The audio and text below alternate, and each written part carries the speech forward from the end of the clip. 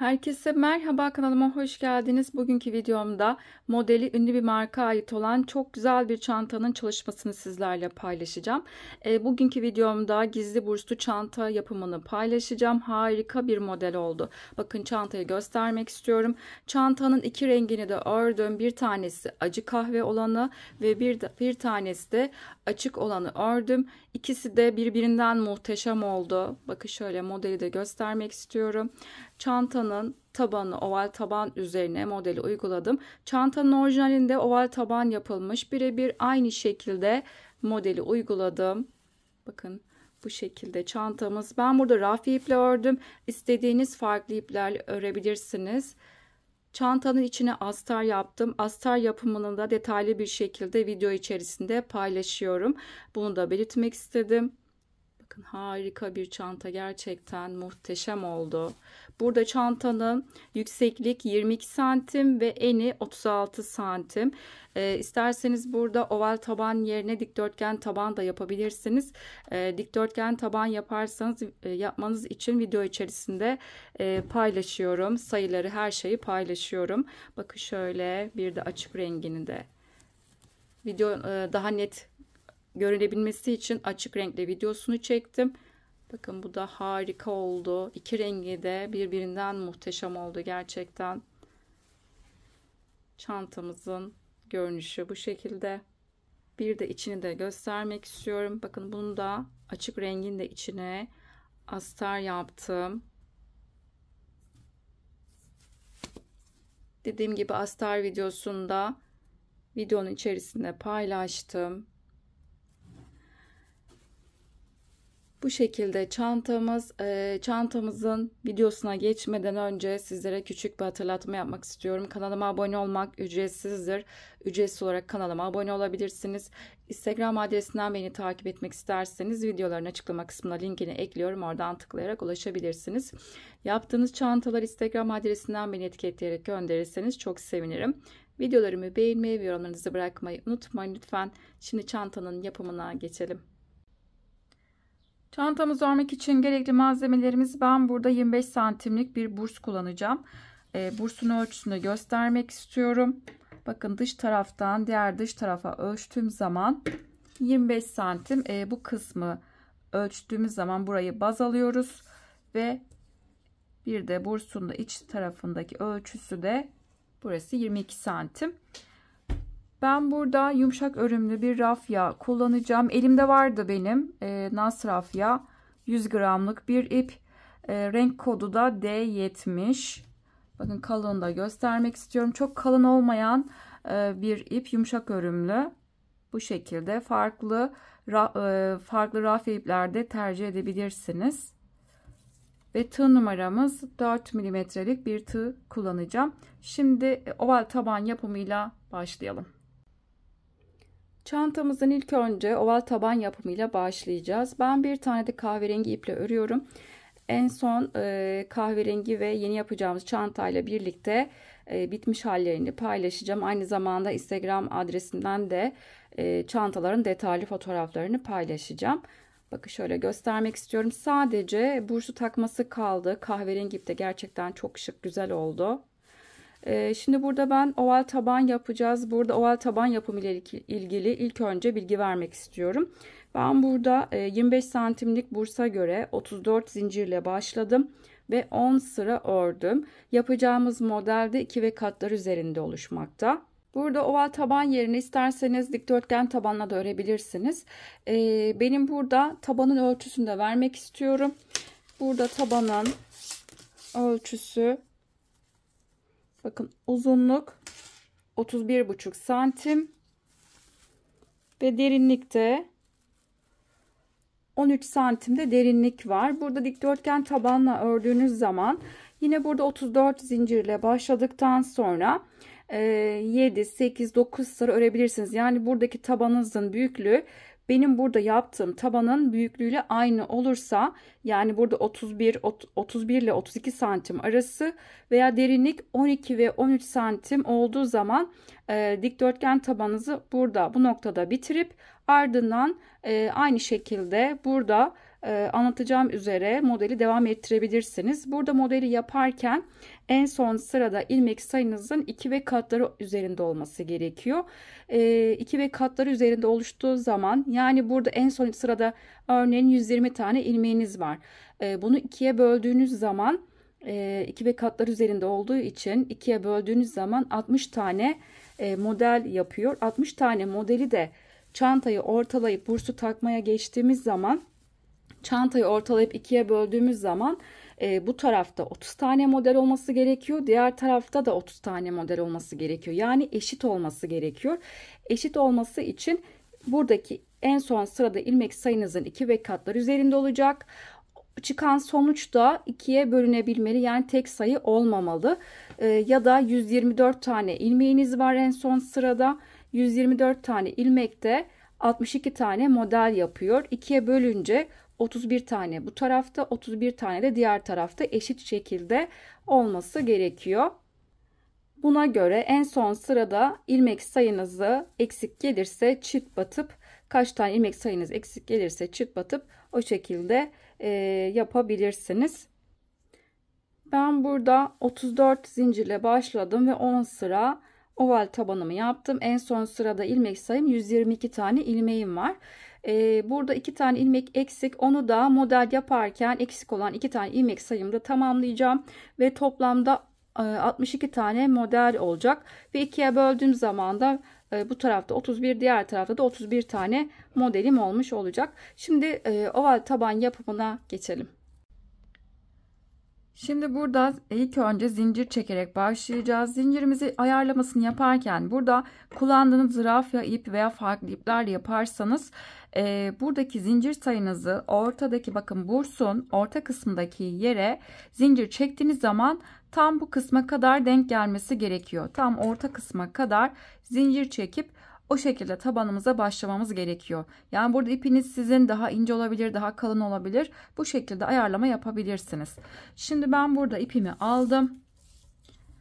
İpimi burada ilk kilit yapacağım ve bunu zincirden saymayacağım. Zincirleri çekerken sıkı çekmememiz gerekiyor. 1 2 3, bakın bu şekilde zincirleri biraz gevşek çekiyorum. 2 4 5 6 7, bu şekilde zincirlerimizi çekelim. Ben 34 tane zincirimi çekip geliyorum. Zincirimi ben burada çektim. Bakın bu şekilde 34 tane zincirimi çektim. Bakın tam bizim bursun buradaki dış taraftan diğer dış tarafa kadar zincirimi bu noktaya kadar çekmiş oldum. Sizler de bu şekilde ipinizin kalınlığı ve inceliğine göre bursun ölçüsünü bu şekilde alabilirsiniz. Şimdi 34 tane zincir çektim. Şimdi devam ediyorum. Bursumu burada kenara alabilirim. Şimdi 34 tane burada zincir çektim. Hemen yanındaki 33. zincir boşluğuna batacağım. Yalnız burada batarken bakın şöyle göstermek istiyorum. Oval tabanın ortasındaki boşluk kalmaması için şimdi yapacağımız gibi zincirin ön yüzü, zincirin arka yüzünü çevirdim. Şimdi arka yüzündeki ilmeklere batacağız. Arka yüzündeki ilmeklere battığınız zaman tabanınızın ortasında boşluk kalmayacak. Bunu dikdörtgen tabana da uygulayabilirsiniz. Şimdi 33. zincirin yanındaki zincirin ön yüzü, arkasını çevirdim.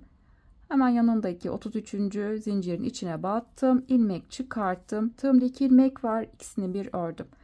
Birinci burada sık iğnemi yapmış oldum. Şimdi ben burada birinci yaptım. Sık iğnenin içine işaretleyici taktım. Başlangıç noktam benim burası. Şimdi aynı boşluğa tekrar battım. İlmek çıkarttım ve ikinci sık iğnemi yaptım. Aynı boşluğa tekrar battım ve buraya üçüncü sık iğnemi yapmış oldum. Şimdi bu üçüncü yaptığım sık iğnenin içine buraya da işaretleyici taktım. Şimdi yanından itibaren bakın, şimdi biz 33. zincirin içine burada 3 tane sık iğne yaptık. Şimdi bir yanındaki zincir boşluğuna, hep zincirin arkasındaki, bakın zincirin ön yüzü, zincirin arkasındaki tek ilmeklere batacağım. Şimdi bir yanındaki zincir boşluğuna geçtim. Tekrar buraya bir sık iğne.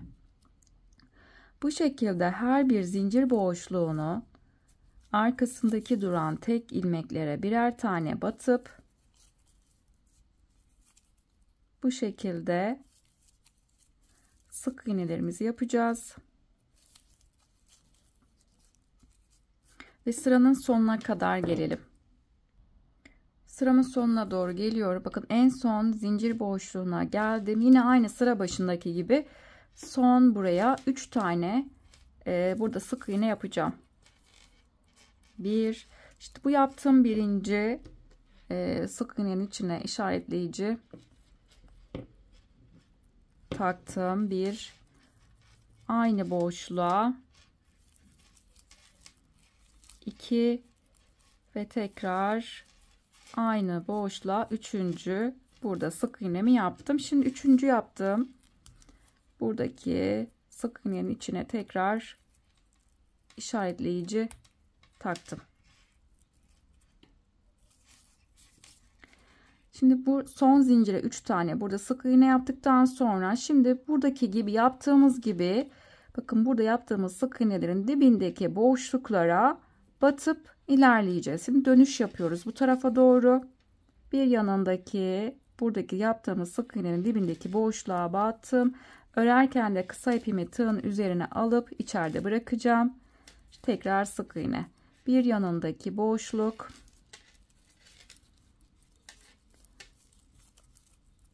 Bir sonraki boşluğa batacağım.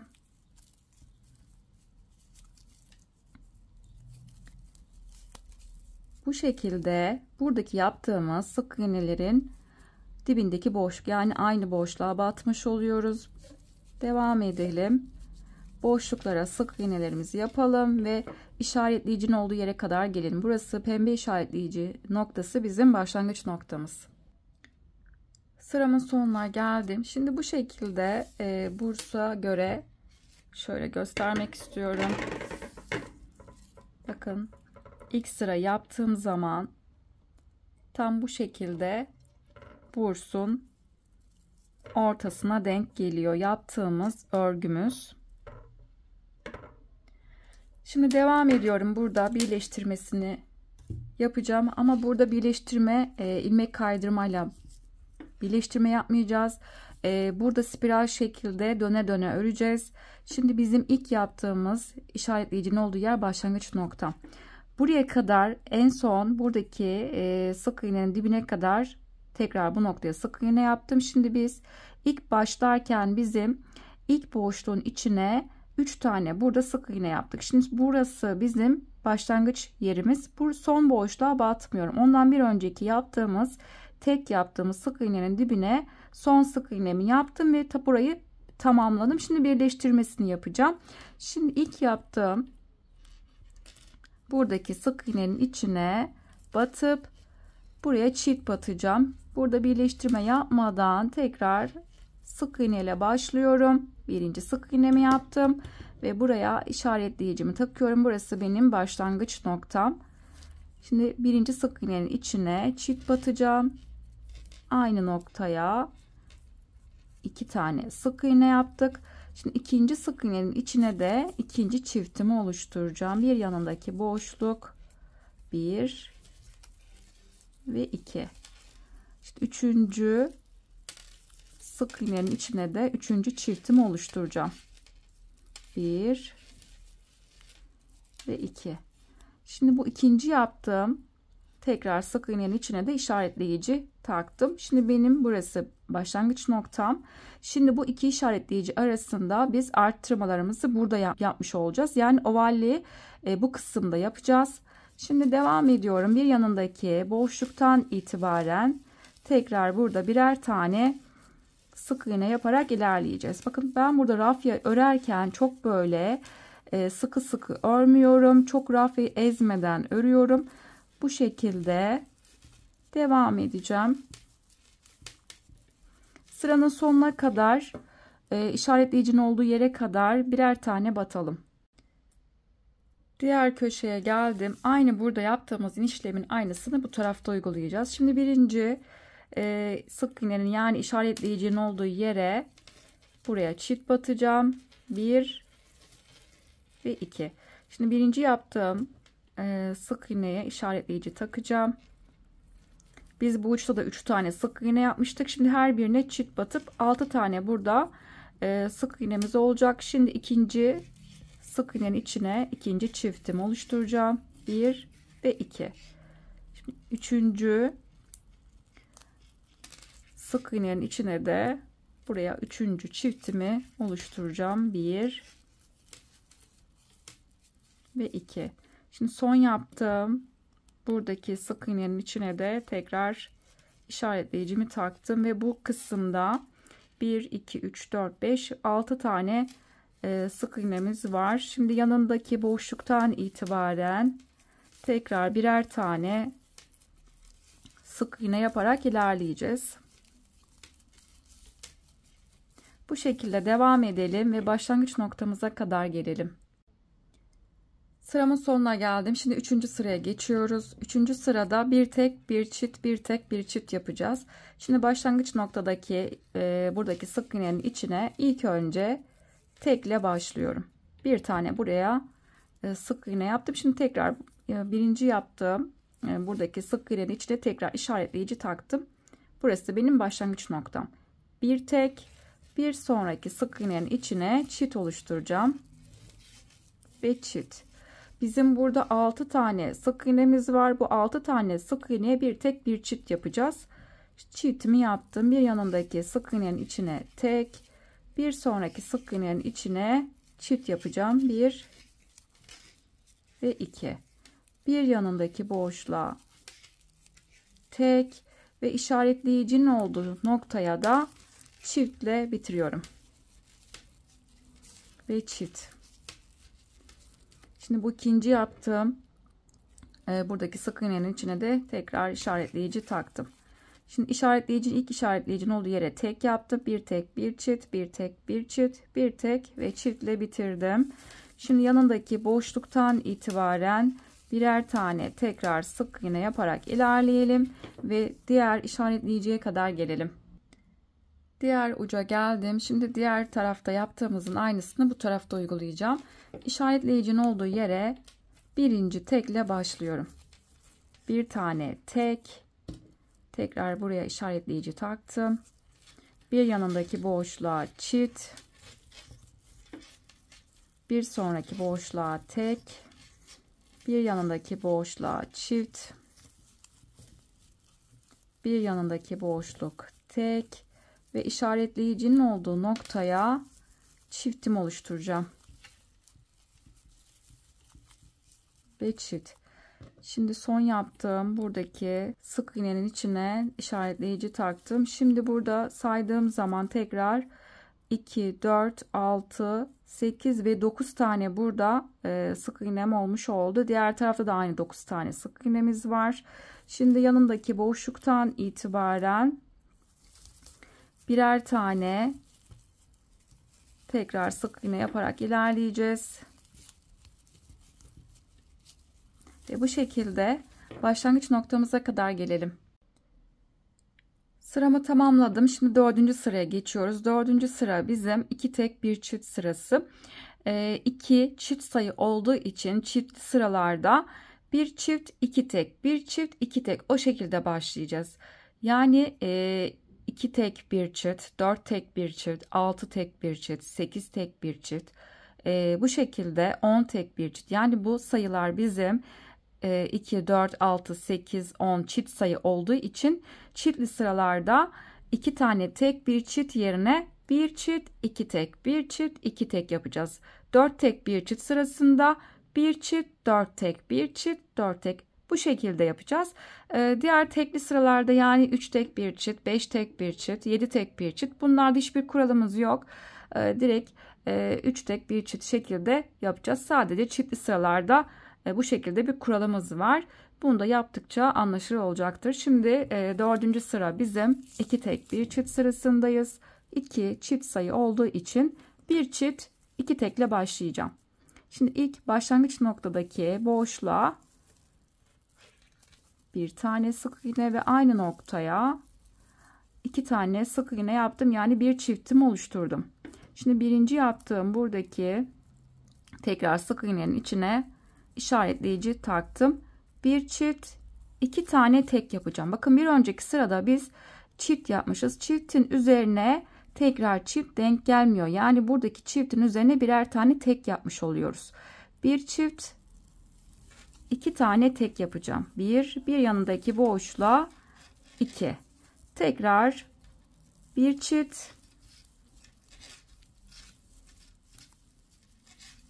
şimdi bir yanındaki boşluğa birinci tek, bir sonraki boşluğa ikinci teki yaptım. Şimdi bir yanındaki boşluğa tekrar bir tane çift.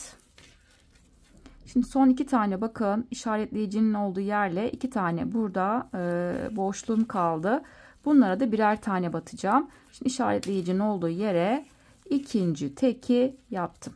Şimdi tekrar buraya işaretleyicimi taktım. Şimdi bir çift, 2 tek yapıyoruz. Bir çiftle başladım. Bir çift, 2 tek, bir çift, 2 tek, bir çift ve 2 tane tekle bitirdim. Şimdi yanındaki boşluktan itibaren tekrar birer tane sık iğne yaparak ilerleyeceğim ve diğer işaretleyiciye kadar gelelim. Diğer tarafa geldim. Aynı bu tarafta yaptığımızın aynısını bu tarafta uygulayacağım. Şimdi işaretleyicinin olduğu yere çiftle başlayacağım. Tekrar birinci yaptığım sık iğnenin içine işaretleyici taktım. Bir çift ve 2 tane tek yapacağım. Bir sonraki boşluk ve 2. Bir yanındaki boşluğa tekrar çift. Bir yanındaki boşluğa birinci tek, bir sonraki boşluk ikinci tek. Tekrar bir sonraki boşluğa çift.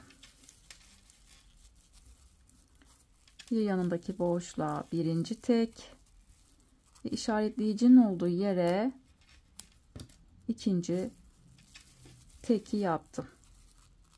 Şimdi son yaptığım buraya da tekrar işaretleyici takacağım.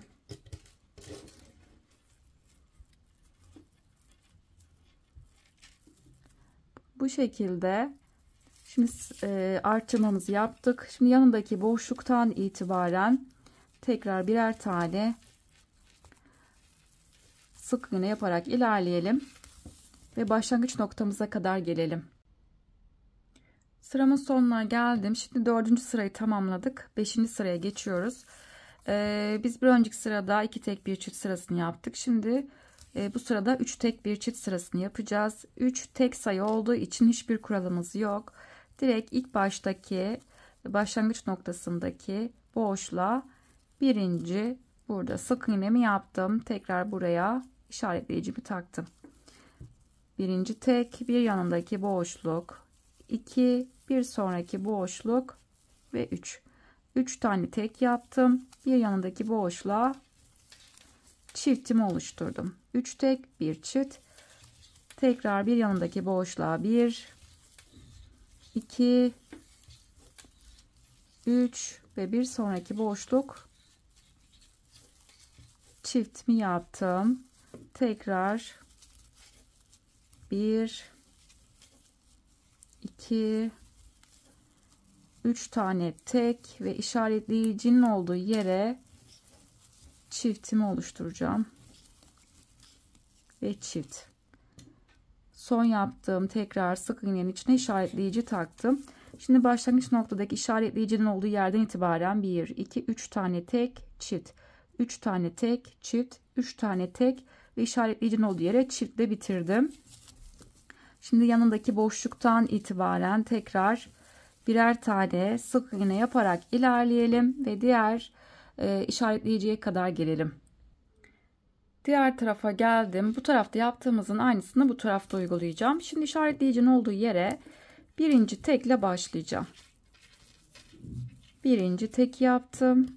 Buraya tekrar işaretleyicimi taktım. Bir yanındaki boşluk 2 ve 3. 3 tane tek, bir yanındaki boşluğa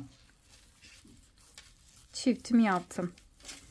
Tekrar bir yanındaki boşluğa 1 2 3 tane tek ve bir yanındaki boşluğa çift. Tekrar 1 2 3 ve işaretleyicinin olduğu yere çiftle bitireceğim ve çift. Son yaptım. Tekrar buradaki sık iğnenin içine de işaretleyicimi taktım. Burada işaretleyicinin olduğu yerden itibaren 1 2 3 tane tek çift, 3 tane tek çift, 3 tane tek ve işaretleyicinin olduğu yere çiftle bitirdim. Tekrar yanındaki boşluktan itibaren birer tane sık iğne yaparak ilerleyeceğim.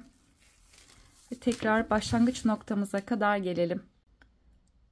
Sıramın sonuna geldim. Şimdi 6. sıraya başlayacağız. 5. sırayı bitirdik. 6. sıra bizim 4 tek bir çift sırasını yapacağız. Çiftli sıralarda kuralımız vardı. 2 tek bir çift sırasında aynısını yapmıştık. Şimdi 4 tek bir çift sırasında 4 çift sayı olduğu için bir çift, 4 tek, bir çift, 4 tane tek, o şekilde ilerleyeceğiz. Aynı şekilde 6 tek bir çift sırasında aynısını yapacağız. 6 çift sayı olduğu için bir çift 6 tek. 8 tek bir çift sırası da aynı şekilde bir çift 8 tek, bu şekilde olacak. Tekli sıralarda hiçbir kuralımız yok. Yani 5 tek bir çift, 7 tek bir çift, 9 tek bir çift, bunlar da 5 7 9 tek sayı olduğu için hiçbir kuralımız yok. Direkt sayımıza başlayıp o şekilde tabanımızı örüyoruz. Şimdi 4 tek bir çift sırasının 4 çift sayı olduğu için ilk önce çiftle başlıyorum. İşaretleyicinin olduğu yere, başlangıç noktam burası, bir çiftimi oluşturacağım. Aynı nokta 2 tane buraya sık iğne yaptım. Şimdi ilk yaptığım buradaki sık iğnenin içine de işaretleyici taktım. Bir çift, yanındaki boşluktan itibaren 4 tane tek yapacağım. 2 3 ve 4. Başlangıç noktama çiftle başladım. 1 2 3 4 tane de tek yaptım. Tekrar yanındaki boşluğa çift, bir çift ve tekrar yanından itibaren 4 tane tek yapacağım. 2 3 ve 4. Şimdi tekrar yanındaki boşluğa çift,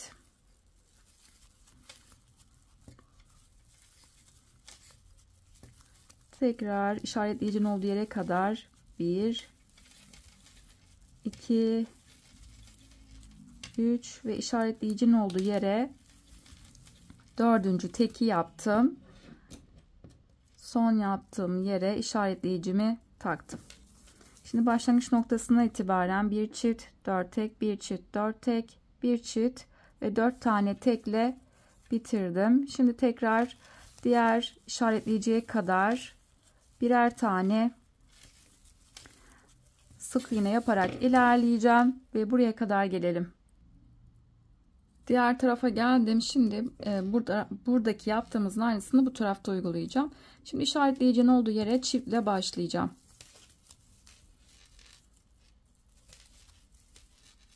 Bir çift. Şimdi ilk yaptığım tekrar sık iğnenin içine buraya işaretleyici taktım. Bir çift, yanındaki boşluktan itibaren 4 tane tek yapacağım. 1 2 3 ve 4. Tekrar bir yanındaki boşluğa çift, tekrar bir yanındaki boşluğa 1 2 3 ve 4. Tekrar bir sonraki boşluğa çift, işaretleyici noktasına kadar 1 2 3 ve son işaretleyicinin olduğu yere de 4. teki buraya yaptım.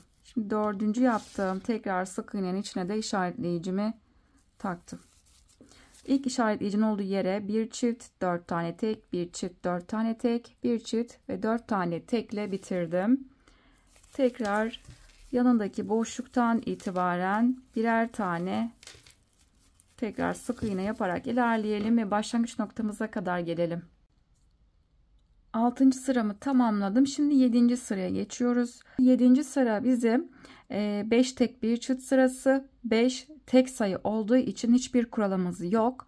5 tane tek bir çift, bu şekilde ilerleyeceğiz. Arttırmamızı bu şekilde yapacağız. Şimdi işaretleyicinin olduğu yere 5 tane tekle başlayacağım. Başlangıç noktama birinci tekle başladım. Tekrar buraya işaretleyiciyi taktım. Birinci tek yaptım. Bir yanındaki boşluk. 2 3 4 ve 5. 5 tane tek ve bir yanındaki boşluğa çiftimi oluşturdum.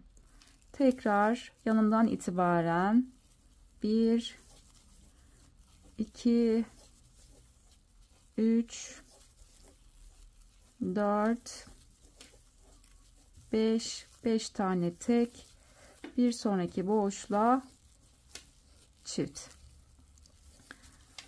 1 2 3 4 5 tane tek ve işaretleyicinin olduğu yere çiftle bitireceğim ve çift. İkinci yaptım. Tekrar sık iğnenin içine de işaretleyicimi taktım. İlk başlangıç noktadaki işaretleyiciden itibaren 5 tek bir çift, 5 tek bir çift, 5 tek ve işaretleyicinin olduğu yere çiftle bitirdim. Tekrar birer tane buraya sık iğne yapacağız ve işaretleyicinin olduğu yere kadar gelelim. Diğer tarafa geldim. Bu tarafta yaptığımızın aynısını bu tarafta uygulayacağım. Şimdi işaretleyicinin olduğu yere birinci tekle başlayacağım. Birinci tek. Tekrar buraya işaretleyicimi taktım. Bir yanındaki boşluk. 2 3 4 5 tane tek ve işaretleyicinin olduğu diğer yanındaki boşluğa çift. Tekrar yanından itibaren 1 2 3 4 5 tane tek ve bir yanındakine çift. Tekrar 1 2 3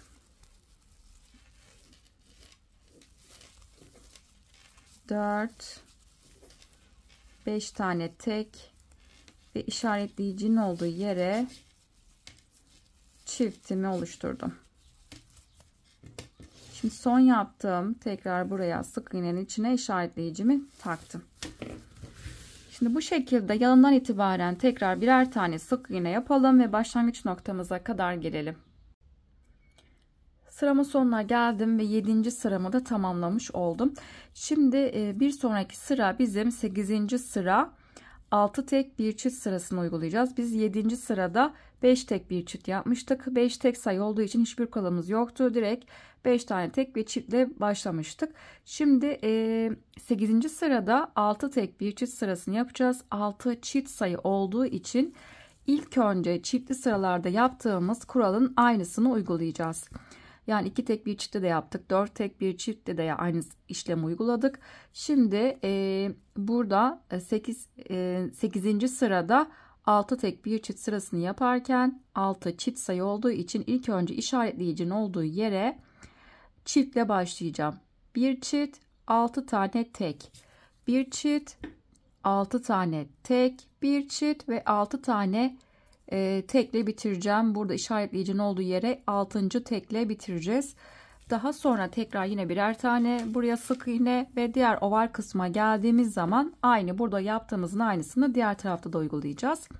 İşaretleyicinin olduğu yere bir çift, 6 tek, bir çift, 6 tek, bir çift ve 6 tane tekle bitireceğiz ve bu şekilde birer tane tekrar sık iğne yaptıktan sonra başlangıç noktamıza geleceğiz. Bu şekilde 8. sırayı tamamlayacağız. Daha sonra 9. sıraya geçeceğiz.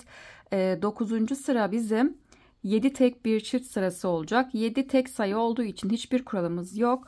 Direkt işaretleyicinin olduğu yerden itibaren birinci tekle başlayacağız. Daha sonra 2. Bu şekilde 7 tek bir çift, 7 tek bir çift, 7 tek ve bir çiftle işaretleyicinin olduğu yere çiftle bitireceğim. Tekrar yine birer tane sık iğne. Diğer oval kısma geldiğimizde de yine aynı şekilde yapacağız.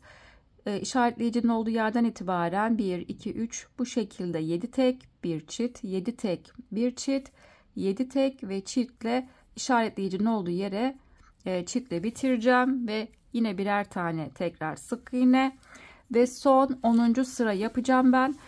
10. sıra bize 8 tek bir çift sırasını yapacağız. 8 çift sayı olduğu için çiftli sıralarda yaptığımızın aynısını yapacağız. İşaretleyicinin olduğu yere yani başlangıç noktasına bir çift 8 tek, bir çift 8 tek, bir çift 8 tane tekle bitireceğiz. Daha sonra birer tane tekrar sık iğne ve diğer oval kısma geldiğimiz zaman işaretleyicinin olduğu yere bir çift 8 tek, bir çift 8 tek, bir çift 8 tane tek yapacağız. Tekrar birer tane sık iğne yaptıktan sonra başlangıç noktamıza kadar geleceğiz ve bu şekilde sıramızı tamamlayacağız. 10 sıra olarak ben sıramı tamamlayacağım. Sizlerin burada ipiniz daha kalın olursa 10 sıra yapmayabilirsiniz. 9. sıra yaptıktan sonra taban ölçünüz geldiyse ben burada taban ölçüsünü başta vermiştim. Benim burada tabanın ölçüsü 31,5, derinlikte 13 santimdi. Bu tabana yakın ölçüler geldiği zaman 9 sıra olarak da tabanınızı tamamlayıp ondan sonra duvar kısmını model kurulumuna geçebilirsiniz. Veya ipiniz daha incedir, 10 sıra yerine 11 sıra da tabanı daha büyütebilirsiniz. 11 sıra da yapabilirsiniz. Yani 11. sıra yaptıktan sonra tabanınızın ölçüsü gelmiştir veya daha fazla da olabilir.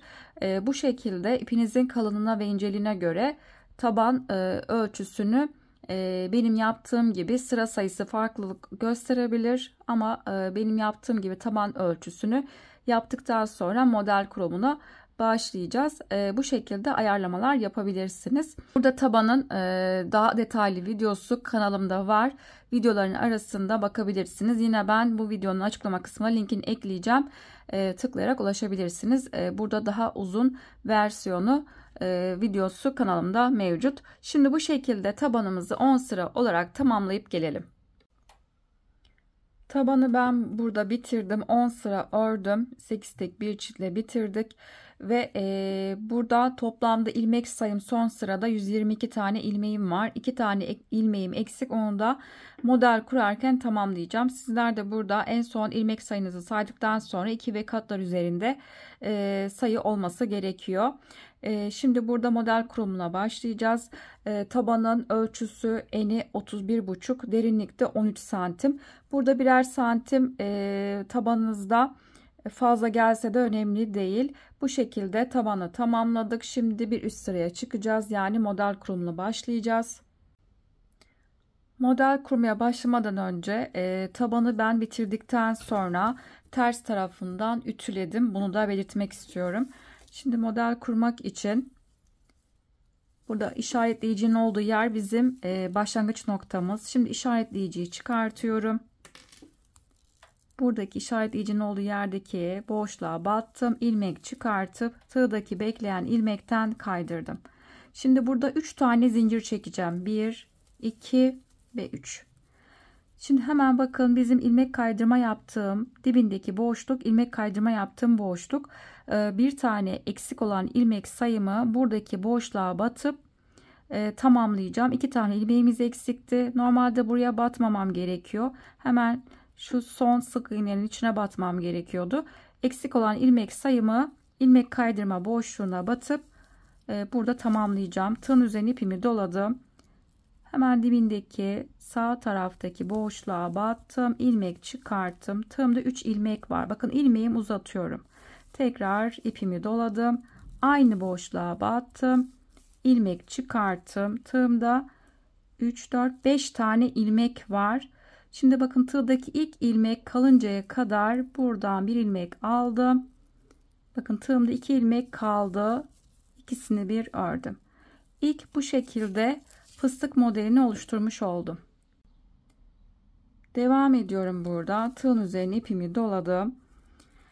Şimdi biz buradaki bakın ilk zincir çektiğim nokta, burası da fıstığı yaptığım yerde ilmek kaydırma boşluğu. Bakın iki boşluğu kullandım. Şimdi sırası gelen yanındaki bir tane boşluğu atladım ve bir yanındaki ikinci sık iğnenin içine battım. İlmek çıkarttım. Tığımda 3 ilmek var. Önce ikisini bir ördüm. Tekrar ikisini bir ördüm. Bakın bu şekilde bir tane ikili trabzan yaptım. Şimdi arada atladığımız boşluğa dönüp fıstık modelini oluşturacağım. Tığın üzerine ipimi doladım. Şimdi buradaki atladığım boşluğa geri döndüm. İlmek çıkarttım. Bakın ilmeğimi uzattım. Tekrar ipimi doladım. Aynı boşluğa battım. İlmek çıkartıp ilmeği uzattım. Tığımda 5 tane ilmek var. Bakın son ilmek kalıncaya kadar buradan ipimi çıkarttım ve tığda 2 ilmek var. İkisini bir ördüm. Bakın ikinci burada fıstığımızı oluşturmuş olduk. Tekrar buradan sırası gelen boşluğa batacağım. Tığın üzerine ipimi doladım. En son buradaki boşluğa trabzan yapmıştım. Şimdi bir yanındaki boşluğu atladım. İkinci boşluğun içine battım. Önce buraya bir ikili trabzan yapacağım. Tığımda 3 ilmek var. Önce ikisini bir çıkarttım ve tığdaki 2 ilmeği çıkarttım. Bir tane ikili trabzan yaptım. Şimdi fıstık modelini oluşturacağım. Tığın üzerine ipimi doladım. Arada atladığımız boşluğa dönüp ilmek çıkarttım. İlmeğimi uzattım. 1. Tekrar ipimi doladım. Aynı boşluğa battım. İlmek uzattım ve 2. Bakın son tığdaki ilmeğe kadar buradan ipimi çıkarttım. Tığımda 2 ilmek var. İkisini bir ördüm. Üçüncü modelimi oluşturdum. Tekrar tığın üzerine ipimi doladım. Sırası gelen bir tane boşluk atladım ve bir yanındaki boşluğa battım. Önce buraya bir tane ikili trabzan. Şimdi arada atladığımız boşluğa geri dönüp fıstık modelini oluşturacağım. İpimi doladım. Arada atladığımız boşluğa geri döndüm. Bir ipimi doladım. Aynı boşluğa battım. İlmek uzattım ve 2. Şimdi son ilmek kalıncaya kadar burada ipimi çıkarttım ve tığdaki 2 ilmeği ördüm. Bakın dördüncü modelimi oluşturdum. Tekrar bir yanındaki bir tane atladım ve ikinci boşluğa önce buraya bir ikili trabzan, arada bıraktığımız boşluğa geri dönüp bu şekilde fıstığımızı oluşturacağız. Burada anlattığım gibi sırası gelen boşluklara burada fıstıklarımızı oluşturalım ve sıranın sonuna kadar gelelim. Sıramın sonuna doğru geliyorum. Şimdi 60. en son modeli yaptım. Sıramın sonunda 3 tane burada sık iğnem var. Burada 62 tane model yapacağım. 4 tane burada boşluk olması gerekiyor. Eksik olan bir tane ilmeği de model yaparken eksik olan ilmeği de tamamlamış olacağım. Şimdi 60. modeli yaptım. 3 tane burada boşluk var. Şimdi 61. modeli yaparken bakın yanındaki bir tane atlıyorduk. İkinci modele ikinci boşluğa ilk trabzan yapıp aradaki boşluğa da fıstığımızı oluşturuyorduk. Bunda bir tane eksik olan ilmek sayımı şu şekilde yapacağım. Hiç boşluk bırakmayacağım burada. Hemen yanındaki sık iğnenin içine battım. Önce buraya bir tane ikili trabzan. Şimdi fıstığı da bir önceki modelin trabzan yaptığımız yerin dibindeki boşluğa batacağım. Burada tığın üzerine ipimi doladım. Bir önceki modelin trabzan yaptığım yerin dibindeki boşluk, yani bu trabzanın sağındaki boşluğa buraya, yani bir önceki modelin aynı boşluğu kullanmış olduk. Buraya fıstığı oluşturacağım.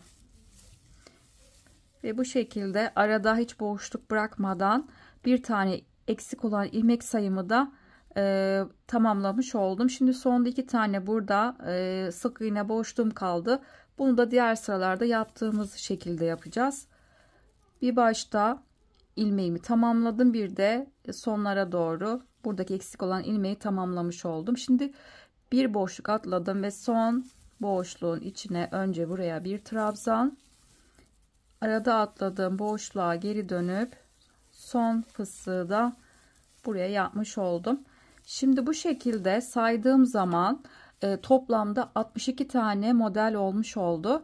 Modeli kurarken başta söylediğim gibi burada tek sayı olmaması gerekiyor. Yani 61 tane model olmaması gerekiyor.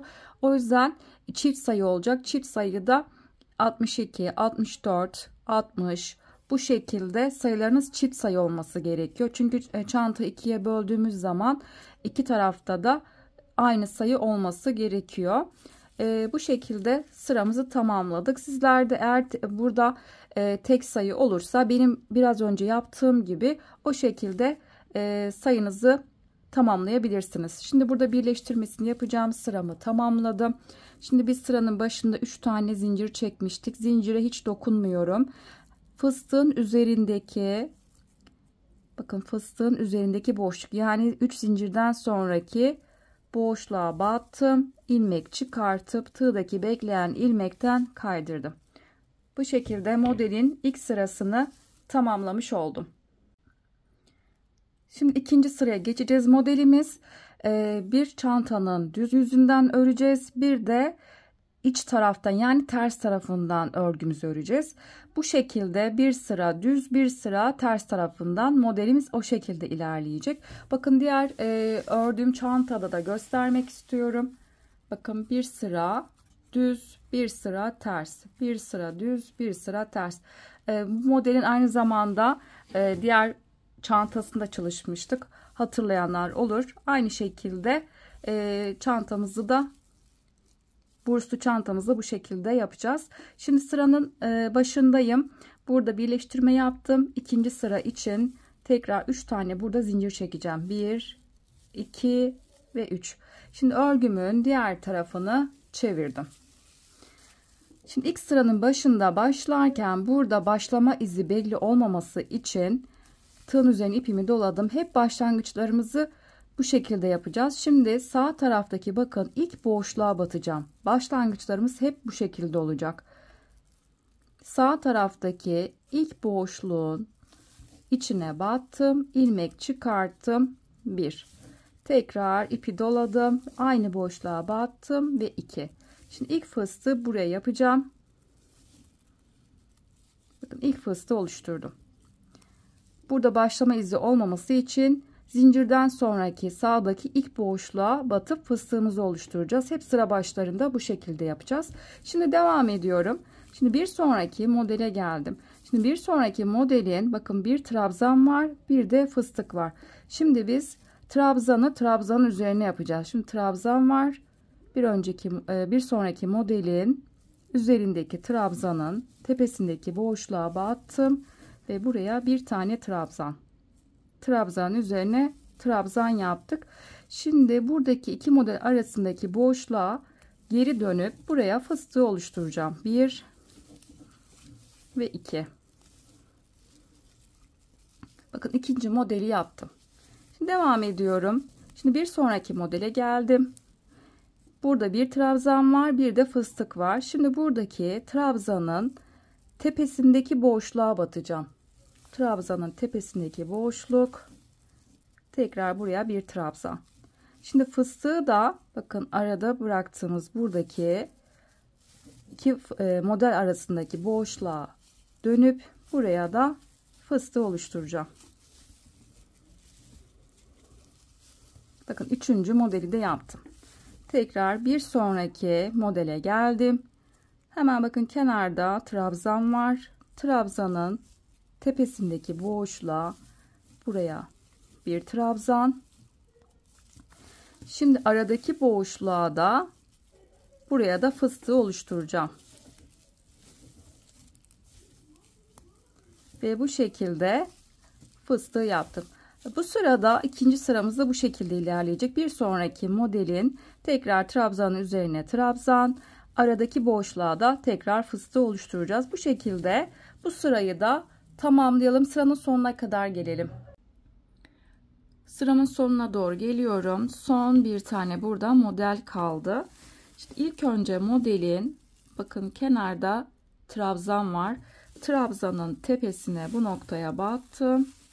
İlk önce buraya bir tane ikili trabzan yaptım.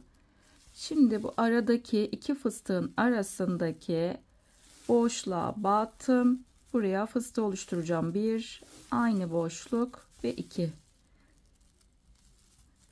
Tığımda 2 ilmek var. İkisini bir çıkarttım. Son modeli de oluşturdum. Şimdi birleştirmesini yapacağım.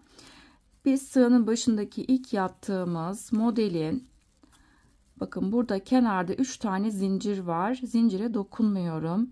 Hemen fıstığın üzerindeki, bakın zincirden sonraki gelen üstteki boşluğa battım. İlmek çıkartıp diğer ilmekten kaydırdım. Bu şekilde ikinci sırayı tamamladık. Şimdi tersten ördük. Üçüncü sırada düzden örmeye başlayacağız. 3 tane zincir çekeceğim. 1, 2 ve 3. Şimdi örgümün düz tarafını çevirdim. Düzden ördük. İkinci sırayı ters. Şimdi üçüncü sırayı tekrar düzden örmeye başlayacağız. 3 zincir çektim. Sıra başlarında ilk modeli yaparken hep aynı şekilde yapacağız. Şimdi ilk modeli yaparken ipimi doladım.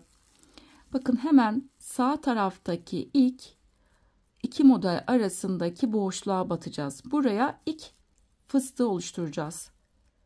Tığın üzerine ipimi doladım. Hemen sağdaki ilk boşluğa battım. İlmek çıkarttım 1. Tekrar aynı noktaya battım ve 2. Tığımda 2 ilmek var. İkisini bir ördüm. Sıra başlarında hep ilk modeli yaparken sağ taraftaki boşluğa batıp hep ilk modeli bu şekilde oluşturacağız. Tekrar ipimi doladım. Şimdi ikinci modele geçtim. İkinci modelinde bakın kenarda trabzan ve fıstık oluşturduğumuz nokta. Şimdi ilk önce batarken trabzanın tepesine tekrar trabzan oluşturacağım. Buraya bir ikili trabzan. Şimdi aradaki boşluğa da buraya fıstığı yapacağız.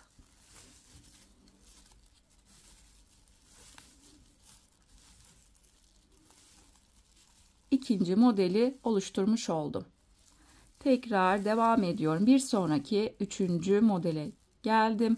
Şimdi burada kenarda trabzan ve yanında da fıstık var. Trabzanın tepesine tekrar trabzan yapacağım. Arada atladığımız boşluğa da buraya da fıstığı oluşturacağız. Bakın üçüncü modeli de yaptım. Tekrar bir sonraki modele geldim. Kenarda trabzan, trabzan ve fıstık üzerindeki boşluk var. İlk önce buraya trabzanın tepesine tekrar bir trabzan ve buradaki aradaki boşluğa, iki model arasındaki boşluğa da tekrar fıstığımızı oluşturacağız. Bir sonraki modelde tekrar trabzanın üzerine trabzan, aradaki boşluğa da tekrar fıstığı oluşturacağız. Bu sırayı da bu şekilde tamamladıktan sonra sıra sonuna geldiğimiz zaman bakın son modelin de trabzanın tepesine trabzan ve son aradaki boşluğa da fıstığı oluşturduktan sonra birleştirmesini yapacağız. Aynı diğer sıralarda yaptığımız gibi zincire dokunmuyorum. Fıstığın üzerindeki boşluğa ilmek kaydırma ile birleştirmesini tamamladıktan sonra tekrar bir üst sıra için 3 tane zincir çekeceğiz. Biz bu sırada düzden ördük. Bir sonraki sırayı tersten öreceğiz. 3 zincir çektikten sonra kendimize doğru çevirip ve tekrar tersten örmeye başlayacağız. Yani buradaki ikinci sıranın yaptığımızın aynı işlemi uygulayacağız. Bu şekilde çantamız ilerleyecek. Bir düzden bir tersten, bir düzden bir tersten şekilde toplamda 9 sıra olacak şekilde ilerleyelim. Sıramı burada tamamladım. Şimdi kaç sıra gittiğimin bilgisini paylaşacağım. 1, 2, 3, 4, 5, 6, 7, 8 ve 9. Tam 9 sıra gittim. Aynı zamanda ölçüsünü de paylaşacağım.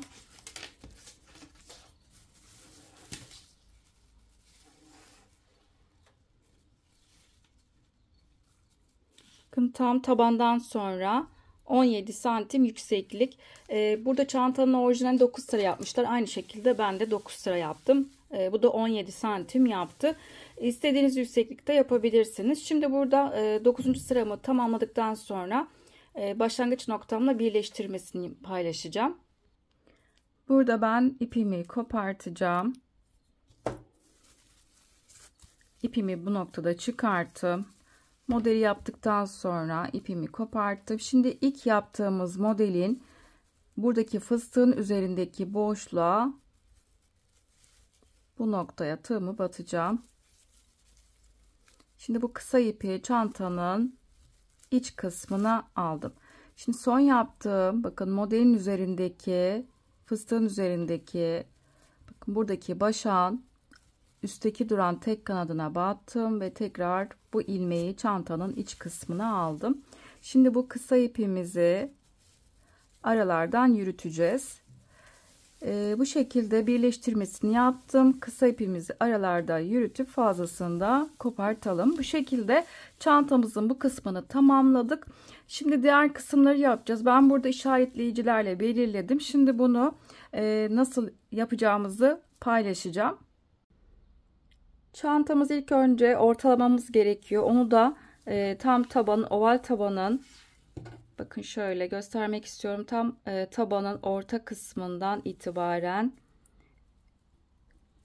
bu şekilde kenar kısmına işaretleyici taktım. Diğer tarafa da aynısını uyguladım. Tam tabanın, bakın şöyle ovalin tam orta kısımdan itibaren yukarıya doğru kenar noktasını işaretleyici taktım. Şu şekilde tam koyduğum zaman bu çizgi, ortadaki yer tam işaretleyicinin olduğu kenar noktasına denk geliyor. Aynı şekilde diğer tarafa da ortasına buradaki yere işaretleyici taktım. Tam benim ortalı bir şekilde kenarlarına işaretleyici takmış oldum. Bu kısım önemli. Tabanınızın bursu taktığınız zaman tabanınızın tam ortalamanız gerekiyor. Yamuk olmaması için. Bu kısmı dikkat edelim. Tam ortalı bir şekilde çantamızı ayarlayalım ve bu tarafta şöyle göstermek istiyorum. Kenar noktasına işaretleyici taktıktan sonra hemen ilk modelden itibaren bakın modelimi saymaya başlıyorum. 1, 2, 3, 4, 5, 6, 7, 8, 9, 10, 11, 12, 13, 14, 15, 16, 17, 18, 19, 20, 21, 22, 23, 24, 25, 26, 27, 28, 29, 30 ve 31. Bakın diğer kenar noktasına işaretleyici taktığım yere kadar 31 tane bu tarafta modelim var. Ve diğer tarafta da aynı şekilde işaretleyicinin dibinden itibaren saydığım zaman diğer işaretleyiciye kadar yine bu tarafta da 31 tane modelim var. Yani 62 tane olan modelimizi ikiye ayırmış olduk. Bir tarafta 31, diğer tarafta da 31 tane model. Sizler burada kaç tane modelle başladıysanız burada ikiye bölüp o şekilde ikiye ayırmanız gerekiyor. Ben bu şekilde ayarlamamı yaptım. Daha sonra buradaki tutma yerini yapmak için burayı da işaretleyici taktım. Bunu da şu şekilde ayarlamasını yaptım. Bizim kenar noktamız burası. Şimdi onun dibine itibaren sayıyorum. İlk model 1, 2, 3, 4, 5, 6, 7, 8, 9, 10, 11, 12 ve 13. Bakın 13. modelin tam tepesine bir işaretleyici taktım.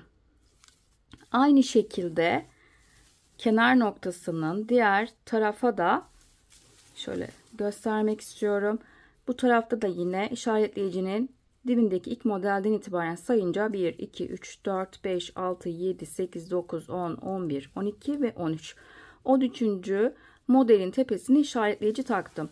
Biz burada çantanın kulp kısmını yaparken buradaki biz 26 tane, 13 tane bu tarafta, 13 tane de bu tarafta model vardı.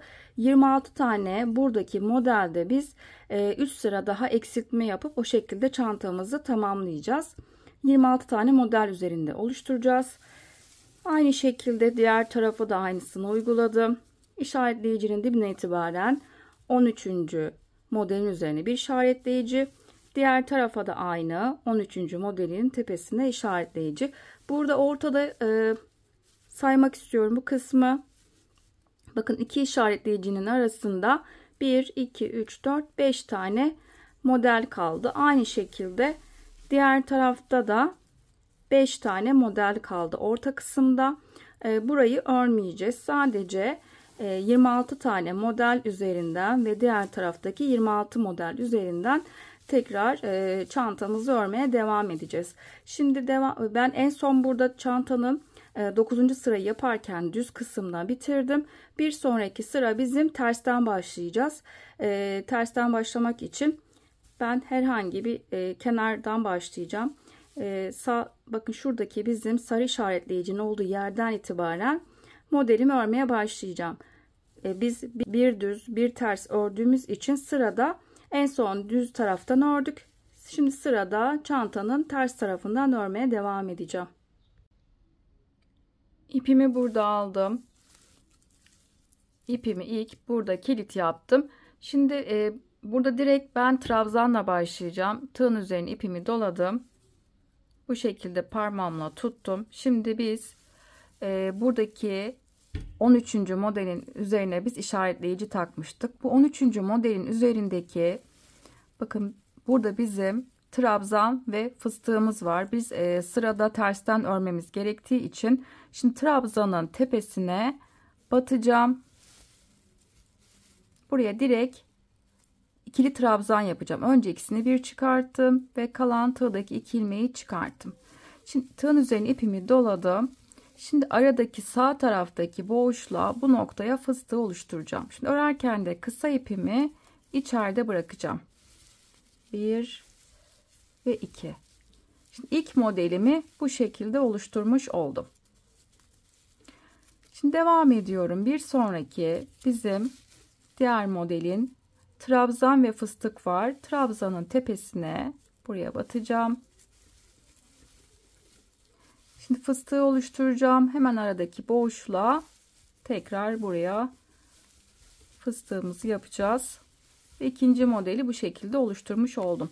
Biz 13. modelin üzerine işaretleyici takmıştık. Ve buradan itibaren tekrar modelimi yapmaya devam edeceğim. Tekrar bir sonraki model trabzanın üzerine trabzan ve aradaki boşluğa buraya da fıstığımızı oluşturacağız. Bu şekilde devam edelim. Bizim burası kırmızı işaretleyicinin olduğu yer kenar noktası ve diğer bakın sarı işaretleyicinin olduğu noktaya kadar buraya kadar modelimizi yapalım. Toplamda 26 tane modelimiz var burada. Buraya kadar modelimizi yapalım. Sıramın sonuna doğru geliyorum. Diğer işaretleyiciye kadar bir tane modelim kaldı. Şimdi bu tarafta bizim 26 tane modelimiz olacak. Biz ikiye ayırınca 13 tane bu tarafta model vardı. Diğer tarafta da 13 tane model vardı. Ben kenardaki işaretleyici çıkarttım. Ve şimdi 26. son modelimi de oluşturacağım. Şimdi buradaki işaretleyiciyi çıkartıyorum. Ve 26. son modelimi yapacağım. Trabzanın üzerine trabzan. Şimdi aradaki boşluğa son fıstığımı da oluşturmuş oldum. Bakın bu şekilde bu tarafta 26 tane modelimizi yapmış olduk. Şimdi bir üst sıraya çıkacağım. İkinci sırada çantamızın düz tarafından örmeye devam edeceğiz. Bu şekilde düz tarafını çevirdim. Şimdi sıranın başında biz 3 tane zincir çekeceğiz. 1, 2 ve 3. İpimi doladım. Şimdi biz sıranın başında bir tane model eksilteceğiz. Bir de sıranın sonunda eksiltme yapacağız. Şimdi ilk modeli atladım ve ikinci modele geçtim. Bakın ikinci modelin tekrar trabzanın üzerine trabzan yapacağım. Şimdi buradaki ilk atladığımız aradaki boşluğa buraya da fıstığı oluşturacağım. Bakın bu şekilde ilk modelimi yaptım. Şimdi böylece ilk baştaki biz modeli atladığımız için bir tane modelimiz eksiltmiş olduk. Sıranın başında bu şekilde modeli eksilttik. Şimdi devam ediyorum. Diğer sıralarda aynı yaptığımızın aynısını uygulayacağız. Şimdi bir sonraki modelin trabzanın tepesine trabzan ve aradaki boşluğa da tekrar fıstığı oluşturacağım. Bu şekilde modelimizi yapmaya devam edelim ve sıranın sonuna kadar gelelim. Bakın son burada bir tane model kalıncaya kadar tekrar burada modelimizi devam ettirelim. Sıramın sonuna doğru geliyorum. Bakın son burada bir tane modelim kaldı. Şimdi bir tane de burada eksiltme yapacağım. Buraya model yapmayacağız.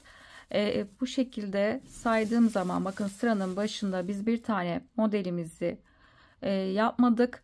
Buradan yandan itibaren model yapmaya başladım. Bir de sıranın sonunda bakın son modeli yapmayacağım. Biz burada ilk sırada 26 tane modelle başladık. İkinci sırada 24 tane modelimiz olmuş oldu. Şimdi burada kenar noktasını oluşturacağım. Tığın üzerine ipimi doladım. Bakın son modelin buradaki trabzanın tepesine batıp ilmek çıkarttım. Bakın tığda 3 ilmek var. Üçünü tek seferde çıkarttım. Bir tane bu şekilde yarım trabzan yaptım ve ikinci sırayı da tamamlamış olduk. Şimdi bir üst sıraya çıkacağım. Şimdi bir üst sıraya çıkacağız. Son 3. sırayı yapacağım. Tekrar sıranın başında 3 tane zincir çekeceğim. 1 2 ve 3.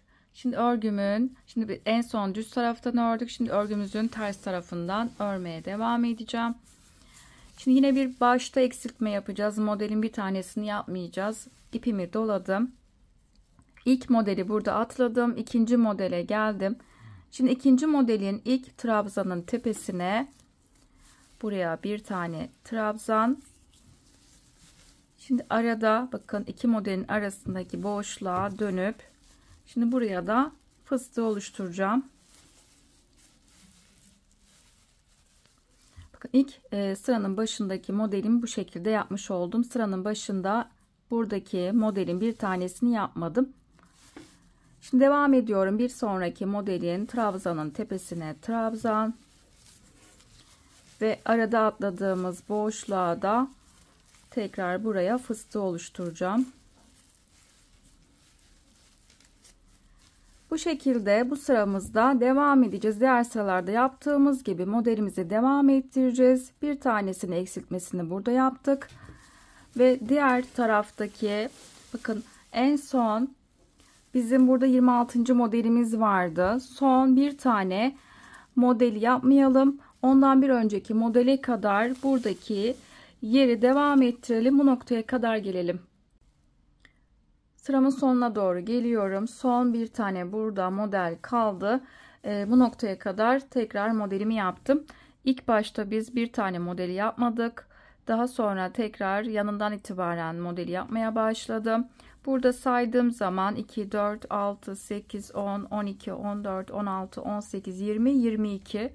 Tam 22 tane burada modelim var. Kenar kısmını oluşturacağım. İpimi tığın üzerine doladım. Şimdi bizim buradaki son modelin bakın trabzan var. Trabzanın tepesine bu noktaya batıp buraya bir tane yarım trabzan yaptım ve sıramı bu şekilde tamamlamış oldum. Biz birinci sırada burada 26 tane modelle başladım. Her sırada bir başta bir sonda 2 tane model eksildi. İkinci sırada 24 oldu. Üçüncü sırada tekrar bir başta bir sonda modelimiz eksildi ve üçüncü sırada 22 tane burada modelimiz olmuş oldu. Şimdi burada ben bir tane zincir çekip ve burada ipimi kopartacağım.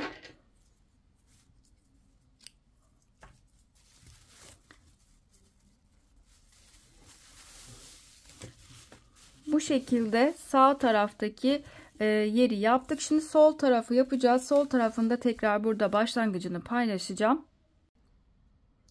İpimi burada aldım. İpimi ilk burada kilit yapacağım. Şimdi trabzanla başlayacağım için ipimi doladım ve bu şekilde parmağımla tutuyorum. Biz 9. sırayı düz taraftan ördüğümüz için ilk sırayı tersten öreceğim. Tersten örmek için bakın şu şekilde buradaki ortada biz 5 tane model bırakmıştık. Tam işaretleyicinin olduğu yerden ilk modelimi yapmaya başlayacağım. Buradaki biz 13. kenardan saydığımız zaman 13. modele işaretleyici takmıştık. Tam 13. modelin bakın trabzanın üzerine trabzan geleceği için bu şekilde tuttum. Tığımda 3 tane ilmek var. İkisini bir ördüm. Tekrar ikisini bir ördüm. Şimdi burada işaretleyiciyi çıkartacağım. Hemen sağındaki ilk boşluğa buraya modelimi oluşturacağım. 1 ve 2. İlk burada fıstığımızı oluşturmuş olduk. Şimdi devam ediyorum. Yanındaki modelin tekrar trabzanın üzerine trabzan ve aradaki boşluğa da tekrar buraya fıstığımızı yapacağız. Bakın bu şekilde devam edeceğiz. Burada modelimizi yapacağız. Burada kenar kısmını devam ettireceğim ve ortadaki diğer mor işaretleyeceği kadar burada 26 tane modelimi oluşturacağım. Aynı diğer tarafta yaptığımızın aynısını uygulayacağız. 26 tane modelimizi yaptıktan sonra bir üst sıra için kenarda 3 tane zincir çekip daha sonra düzden örmeye devam edeceğiz. İlk modeli atlayacağız ve ikinci modelden itibaren tekrar modelimizi yapacağız. Bir tane de sonda modelimizi eksiltme yapacağız. Toplamda bu şekilde 3 sıra olacak şekilde bir başta bir sonda modelimizi eksilteceğiz. Aynı buradaki yaptığımız aynı işlemi diğer tarafta da uygulayalım. Tekrar devam edeceğiz. İki tarafı da ben ördüm, tamamladım. Şimdi burada çantanın ağız kısmına da bir sıra sık iğne gideceğiz. Şimdi onun yapılışını paylaşacağım. Aynı zamanda burada yaptığımız 3 sıra modelin de sizlere ölçüsünü vermek istiyorum. 3 sıra tam 6 santim oldu. Şimdi en son burada bir tamamladım. Burada ipimi kopartmadan bir sıra çantanın ağız kısmına sık iğne gideceğim. Eğer ipinizi koparttıysanız da önemli değil.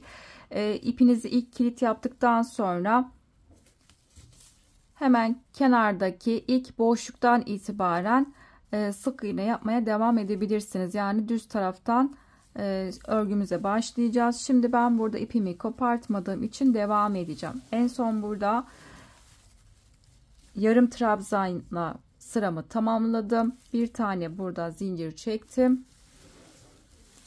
Şimdi ilk kenardaki bakın hemen dibindeki boşluğun içine battım. Buraya ilmek çıkartıp ikisini bir ördüm. Sık iğnemi yaptım. Şimdi bir yanındaki bakın modelin üzerindeki fıstığın üzerindeki tepeye battım. Tekrar sık iğne. Trabzanın tepesine bir tane. Tekrar bir sonraki modele geldim. Fıstığın üzerindeki boşluğa bir tane. Trabzanın tepesine bir tane şekilde. Burada birer tane sık iğne yapalım. Diğer tarafın bakın burada 3 zincirlik boşluğumuza kadar gelelim. Burayı sizlerle paylaşacağım. Diğer kenar noktasına geldim. En son modelin trabzanın tepesine de bir tane burada sık iğne yaptıktan sonra 3 zincirlik boşluğa geldim. 3 zincirlik boşluğa buraya 3 tane sık iğne yapacağım. 1 2 ve 3. Şimdi alttaki bakın kenardaki boşluğa da buraya da 3 tane 1 2 ve 3. Bakın şimdi diğer alttaki bir tane burada boşluğum var. Buraya bir tane. Tekrar burada modelin kenarında bakın trabzan var. Trabzanın içine de 3 tane de buraya yapacağım. 1 2 ve 3. Burada uygun olan boşluklara sık iğnelerimi yaptım. Şimdi bakın hemen alttaki boşluk var. En son burada trabzana 3 tane sık iğne yaptıktan sonra hemen alttaki modelin üzerinde burada bir tane boşluk var. Buraya bir tane. Şimdi aradaki bizim burada 5 tane modelimiz vardı. Bunların da tepelerine birer tane batacağım.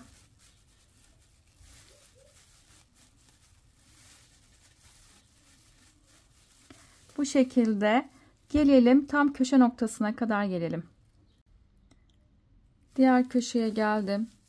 Şimdi bakın fıstığın burası sağ tarafta bizim trabzan var. Trabzanın içine buraya 3 tane sık iğne yapacağım. 1 2 ve 3. Şimdi tam ortadaki modelin tepesindeki boşluğa buraya bir tane batacağım. Şimdi tekrar bizim 3 tane burada zincirimiz var. Buraya 3 tane. Şimdi diğer üstündeki bizim yaptığımız yarım trabzan boşluğuna da buraya da 3 tane tekrar sık iğne yapacağım. 2 ve 3. Bakın biz burada ipimizi kopartmıştık. Burada örerken de kısa ipimizi içeride bırakacağım.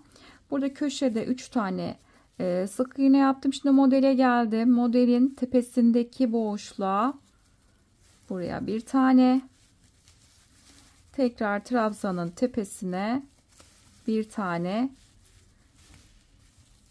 Şimdi modellerin üzerindeki boşluklara birer tane tekrar sık iğne yaparak ilerleyeceğiz.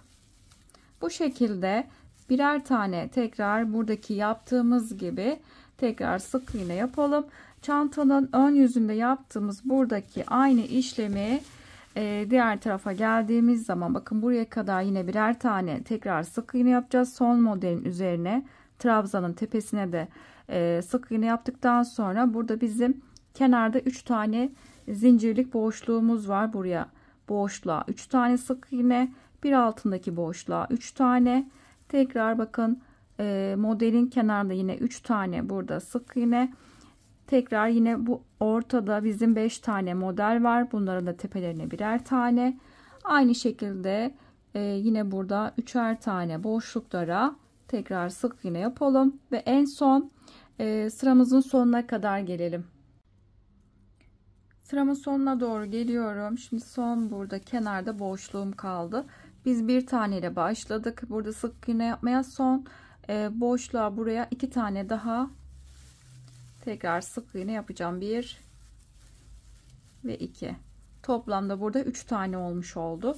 Şimdi burada ipimi kopartacağım ve birleştirmesini yapacağım. İpimi burada çıkartıyorum. Şimdi ilk sıranın başındaki yaptığım benim buradaki sık iğnenin içine batıp kısa ipimi çantanın iç kısmına alacağım. Son yaptığımda bakın buradaki bizim başağın üstteki duran tek kanadına battım. Tekrar kısa ipimizi çantanın iç kısmına almış oldum. Şimdi bu kısa ipimizi aralardan yürüteceğim.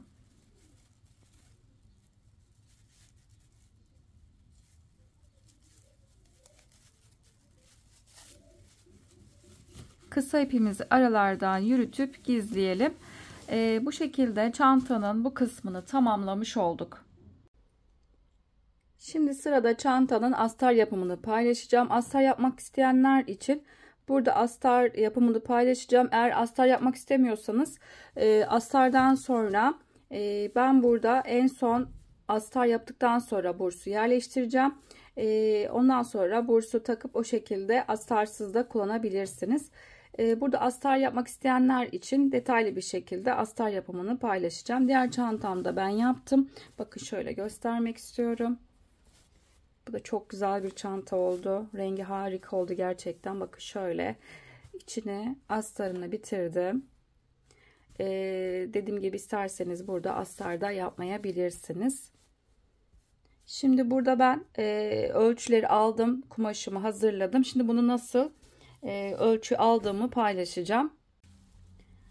Çantanın içine ilk önce astar yapmadan önce tabanına ben keçe yerleştirdim. 3 milimetre kalınlığında, bakın şöyle göstermek istiyorum.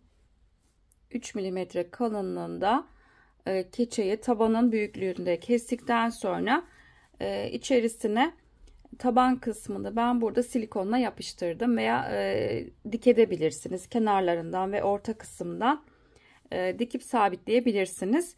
Ben bu şekilde tabanın büyüklüğünde kestikten sonra silikonla yapıştırdım. Daha sonra kurumasını bekledim.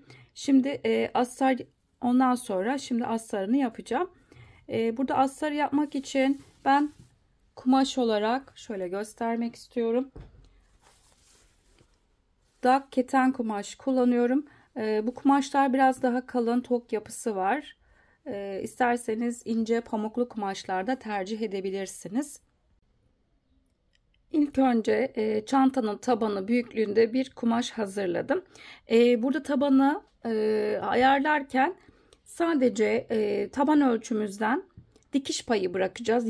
Yarım santim kadar yeterli.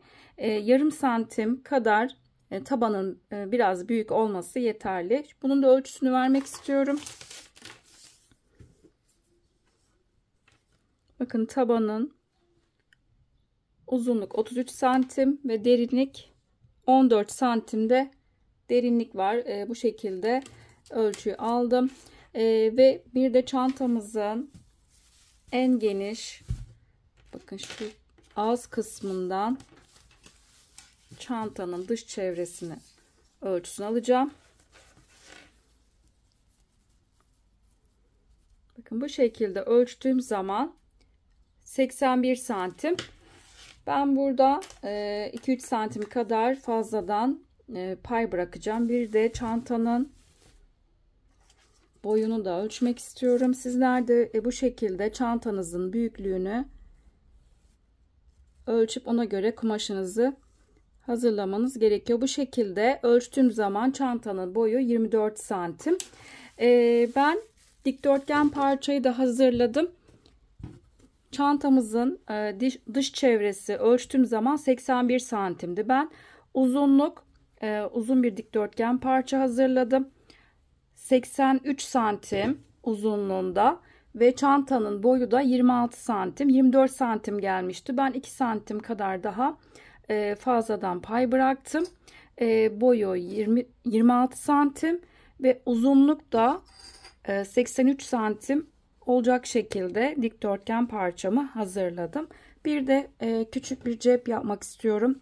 Bunun da ölçüsü, bakın şöyle,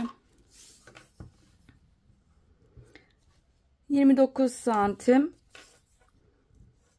ve 16 santimde boyu var. Bu şekilde küçük de bir cep yapacağım. Şimdi 3 parça kumaşımızı hazırladık. Şimdi bunların dikilişini birlikte yapalım. Tabanı aldım. Şimdi bu tabanın çevresine bizim burada hazırladığımız 83 santime 26 santim olan uzun dikdörtgen parçayı bunun çevresine gelecek şekilde toplu iğnelerle tutturacağım. Dikdörtgen parçamız tabanın çevresine tam gelecek. Onu da bakın şöyle dikdörtgen parçamı aldım. Bakın kısa kenarı. Şimdi uzun kenardan itibaren dikdörtgen parçamı başlayacağım. Şimdi oval kısmından itibaren burada dikdörtgen parçamı yerleştirmeye başlayacağım. Şimdi birazcık burada da pay bırakacağım. Daha sonra dikdörtgen parçayı sıranın sonuna geldiğimiz zaman düz bir şekilde yukarı doğru dikdörtgen parçanın ucunu dikeceğiz. O yüzden burada dikiş payı bırakacağım. Birazcık fazladan burada şu şekilde pay bıraktım ve bu noktadan itibaren toplu iğnelerle etrafını bu şekilde tutturacağız.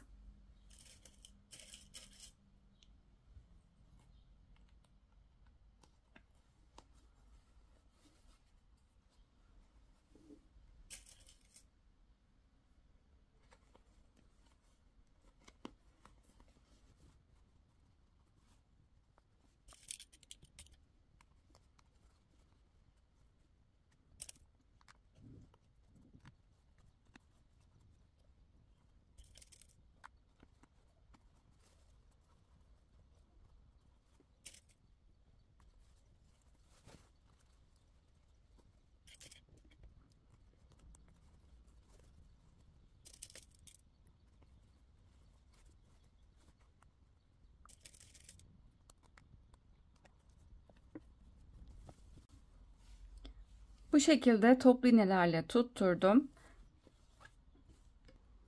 Daha sonra burada en son bitirdiğim kısma bakın pay bırakmıştım. Ben burada dikdörtgen parçayı başlarken buradan düz bir şekilde iki ucu daha sonra dikeceğimiz için buradan düz bir şekilde yine toplu iğnelerle tutturdum.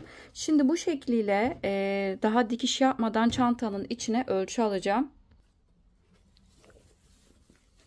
Çantanın içine yerleştireceğim.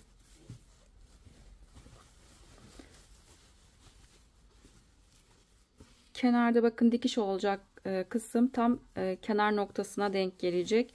Şimdi bakın bu şekilde şu ağız kısmı buradaki astarımız çantamızda tam aynı ölçüde olması gerekiyor. Ne dar ne de bol olması gerekiyor. Bakın bu şekilde tam içine tam denk geldi. Şimdi ben bu şekliyle astarımı dikiş yapacağım. Ben burada makineyle dikeceğim. Makineniz yoksa buradan elinizle de dikebilirsiniz. Bakın şu şekilde.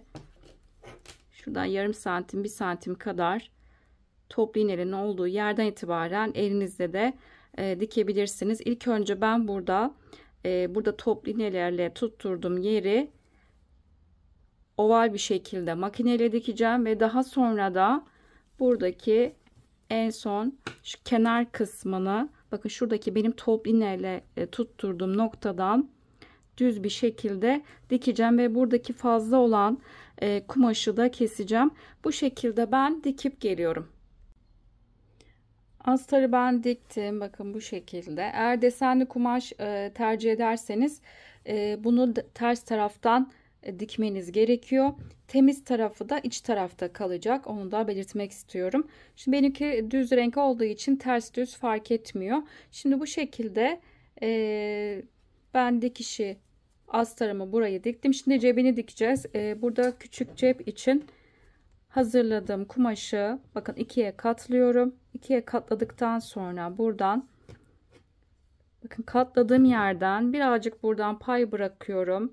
3-4 santim kadar pay bıraktıktan sonra buradan başlayacağım ve diğer kenar ve 3-1 kenarını bu kısmında dikeceğim. Daha sonra burada pay bıraktığımız yerden içini dışa çevireceğiz. Yani düz tarafı dışta kalmış olacak. Daha sonra da çantamıza dikme işlemini yapacağız. Ben burada 3-1 kenarına diktim. Burada boşluk bıraktığım kısımdan cebi iç kısmını dışa çevirmiş olacağım.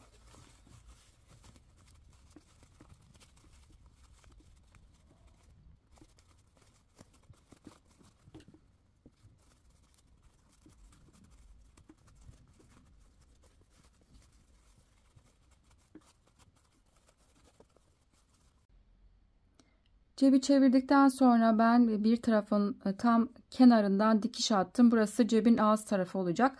Şimdi çantamıza cebi dikeceğiz. Onu da dikmek için buradaki astarı düz tarafını çevireceğim. Şimdi bir tarafına çevirdikten sonra tam dikiş yerimiz burada kenar kısmına denk gelecek. Tam bunu orta kısma cebi yerleştireceğim. Tam dikiş kenarda kaldı. Ortaladım. Tam orta noktasına denk getirdim ve bakın tabanımızın dikişi burada 2 santim yukarısından itibaren cebi bu şekilde koydum. Şimdi ben buraya dikebilmek için toplu iğnelerle tutturacağım.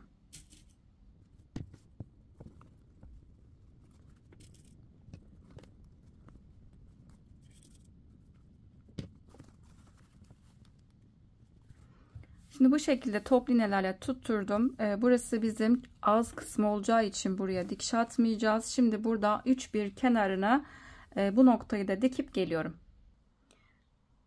Cebi ben diktim. Şimdi hazırladığım astarı ben ütüleyip geliyorum. Bir de şunu belirtmek istiyorum. Astarı içine monte etmeden önce burada çantanızı iç taraftan buharlı ütü yapabilirsiniz. Bunu da belirtmek istiyorum. Ütüledikten sonra astarınızı yapmanız gerekiyor. Şimdi bu şekilde astarı ben hazırladım. Şimdi tekrar diğer tarafını çevirdim. Yani ters tarafı dışta kaldı. Düz tarafta çantayı açınca bakın düz tarafta iç kısımda kaldı. Şimdi burada çantamızın içine yerleştireceğim. Buradaki kenardaki dikiş attığımız kısım tam kenar noktasına denk gelecek.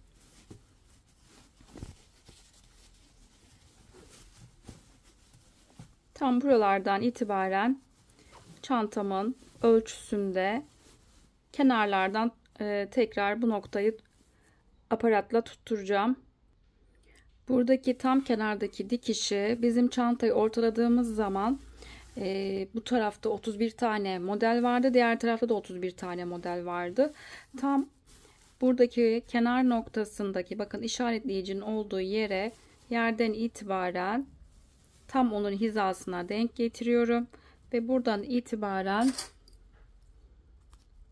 yaylı kıskaçlarla aparatlarımı takacağım. Şu şekilde tam buradaki bizim sık iğnenin tam alt kısımdan itibaren bu şekilde aparatlarımı takacağım. Top iğneleri tutturabilirsiniz.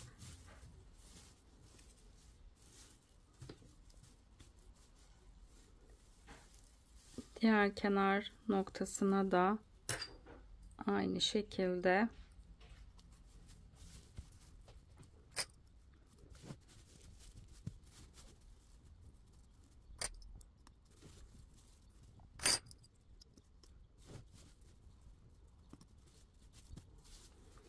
şimdi bu kısmı bu şekilde ayarladım. Şimdi bu elimizde tutacağımız boşluk bu kısmı oluşturacağız. Bu şekilde çantamı koydum. Şimdi kumaşımı burada açıklık oluşturacağız. Onu yapmak için bakın şu şekilde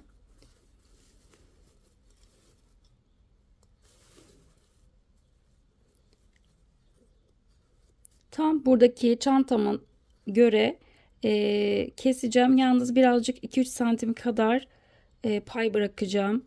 Bakın bu şekilde aşağıya doğru bu noktayı kestim. Aynı şekilde diğer tarafı da aynısını yapacağım.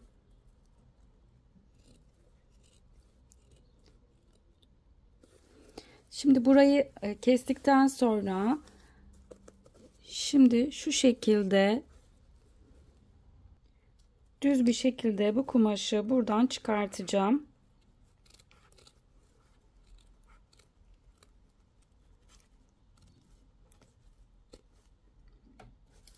Bakın bu kumaşı buradan çıkarttım. Şimdi diğer tarafı da şöyle tam düzgün bir şekilde ayarlıyorum. Köşelere 2-3 santim kadar buraya kadar bu noktayı da keseceğim. Aynı şekilde diğer köşeyi de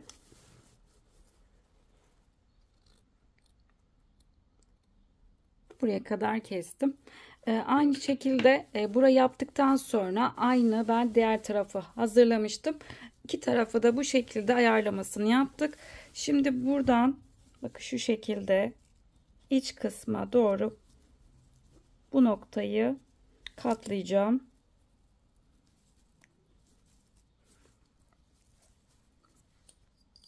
Tekrar buraya bir aparat takacağım. Aynı şekilde diğer tarafa da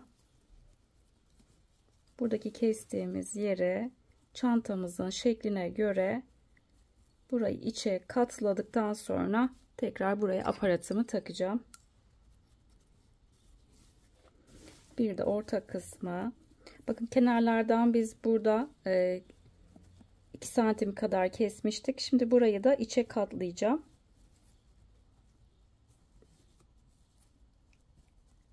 Bir tane de bu noktaya aparatımı takacağım.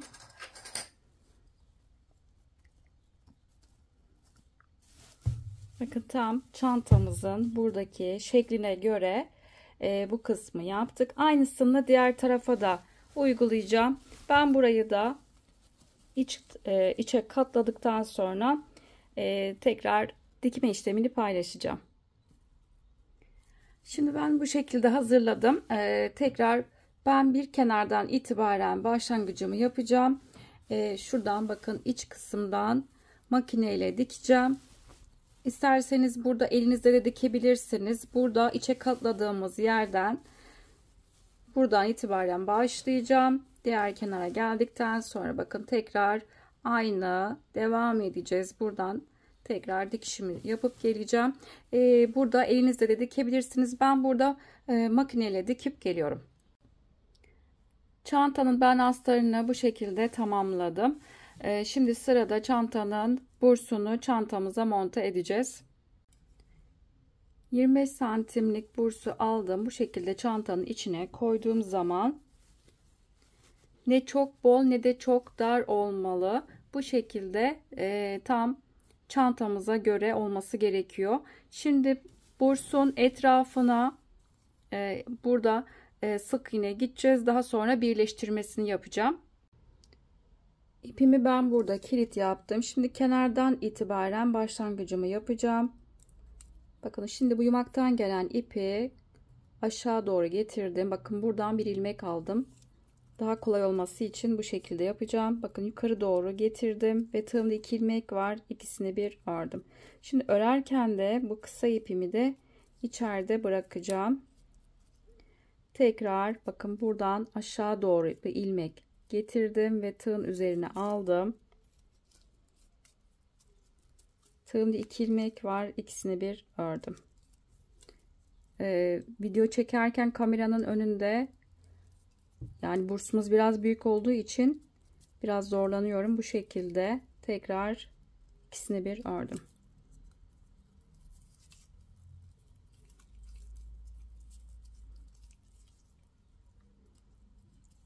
Bu kısım metal kısmı görünmemesi için biraz sık şekilde yapmamız gerekiyor. Seyrek şekilde yapmayacağız.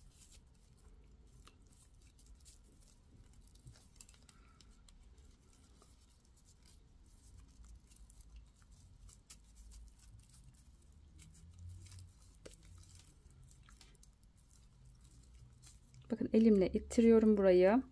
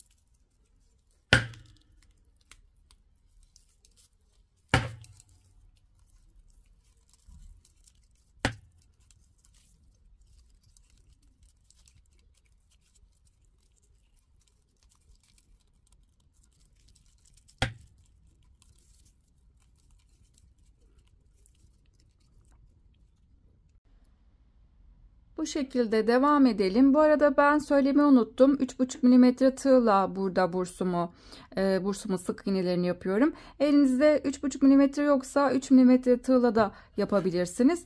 Devam edelim. Bu şekilde diğer tarafın bakın tam orta kısmına kadar gelelim. Diğer tarafa kadar geldim. Buraya kadar sıkı bir şekilde sık iğnelerimi yaptım. Şimdi diğer tarafa da aynı işlemi uygulayacağım. Burada 2 veya 3 tane zincir çekeceğim. 1 2 ve 3. Şimdi tekrar buradan itibaren diğer tarafa atladım. Yine ilmeği aşağı doğru uzattım.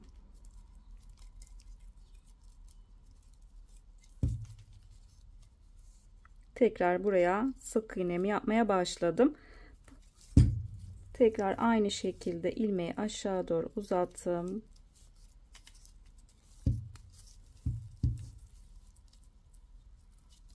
Bu şekilde tekrar diğer tarafta yaptığımız gibi sıkı bir şekilde sık iğnelerimizi yapalım. En son bu noktaya kadar gelelim. Bursumu ben sardım, tamamladım. Şimdi en son burada sonuna kadar geldim ve burada bir tane zincir çekeceğim ve burada ipimi kopartacağım.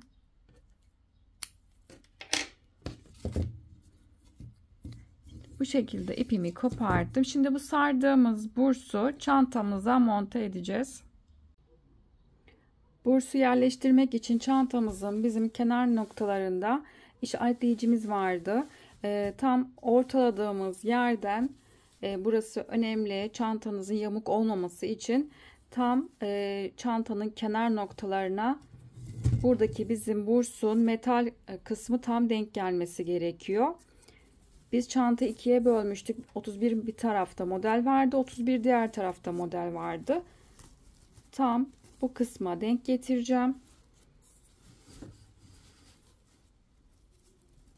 Tam hizasına denk getirdim. Tam bu kısma aparat taktım. Aynı şekilde diğer tarafa da aynısını yapacağım.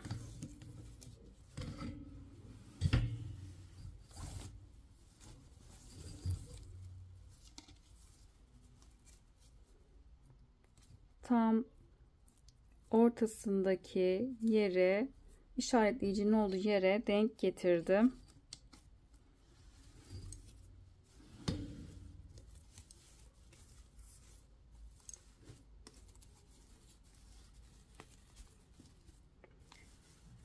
Şimdi bu kısmı elde tutacağımız yere ayarlamasını yapacağız. İstediğiniz açıklıkta burayı yapabilirsiniz. Ben bu kısma ara ara işaretleyici takacağım.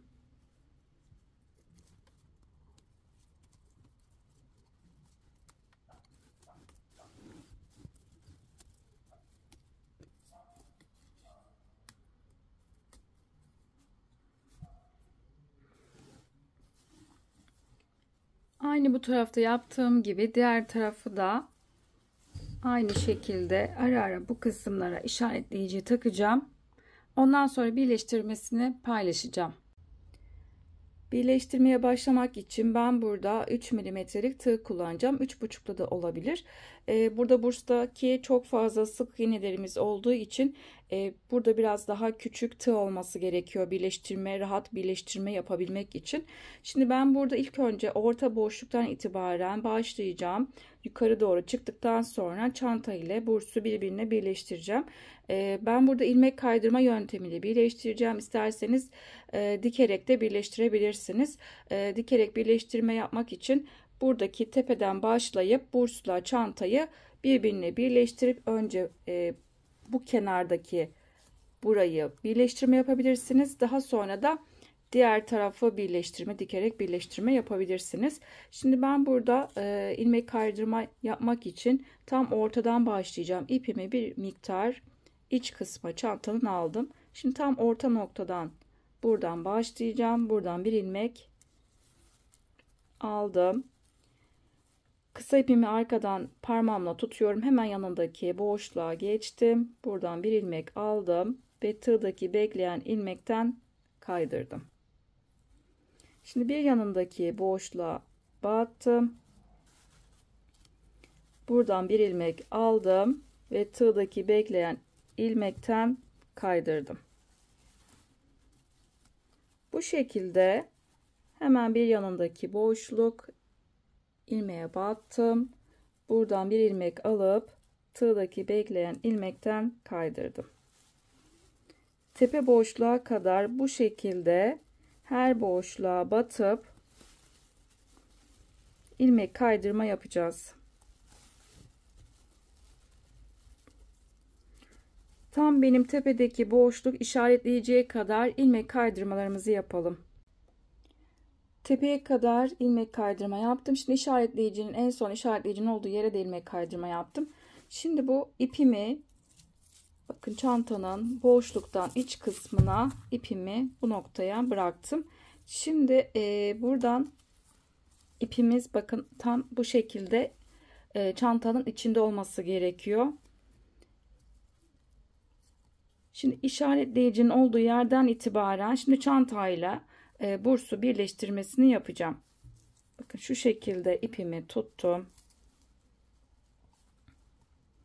Burada işaretleyicimi çıkartacağım.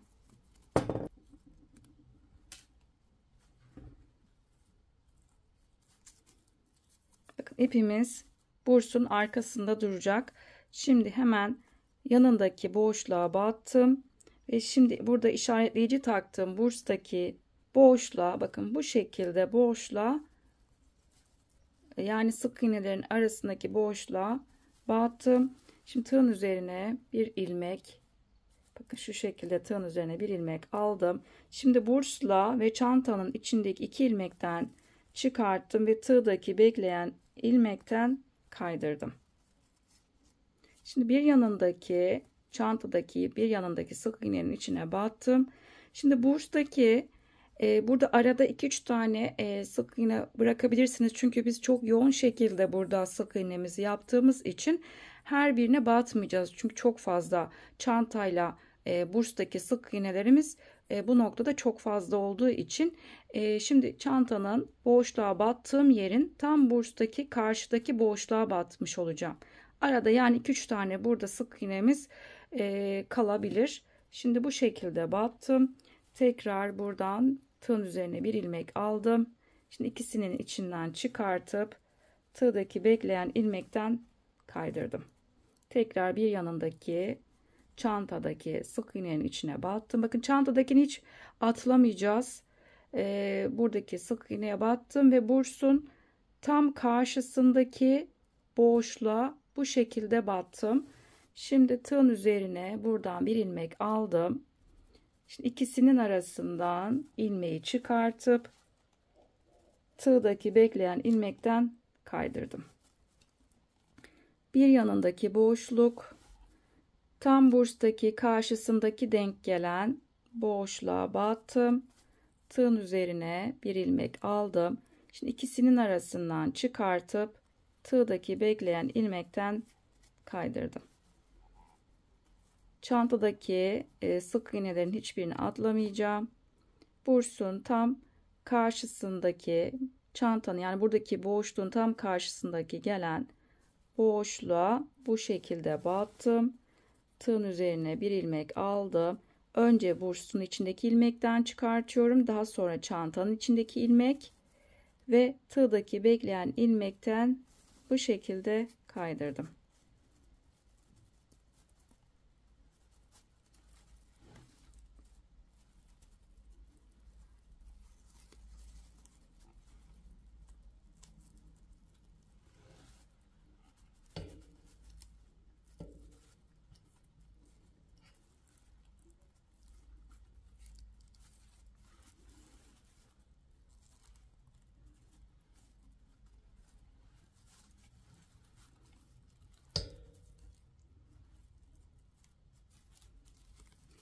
Bakın burstaki sık iğnelerimiz altta bu şekilde duracak. Tam aşağı kısımda duracak. Yani açma kapama yerimiz burası yerleştirirken üstte olacak. Ve buradaki sık iğnelerimiz de bu şekilde aşağıda olması gerekiyor. Yani böyle birleştirebilmek için. Şimdi devam edeceğim bu şekilde. Bakın ipimiz de hep çantanın iç kısmında kalmış olacak. Yani bursun arkasında duracak. Tekrar bir yanındaki boşluk ve burstaki tam onun karşısındaki denk gelen boşluğa battım ve ikisinin arasından çıkartıp tığdaki bekleyen ilmekten kaydırdım. Bu şekilde devam edelim.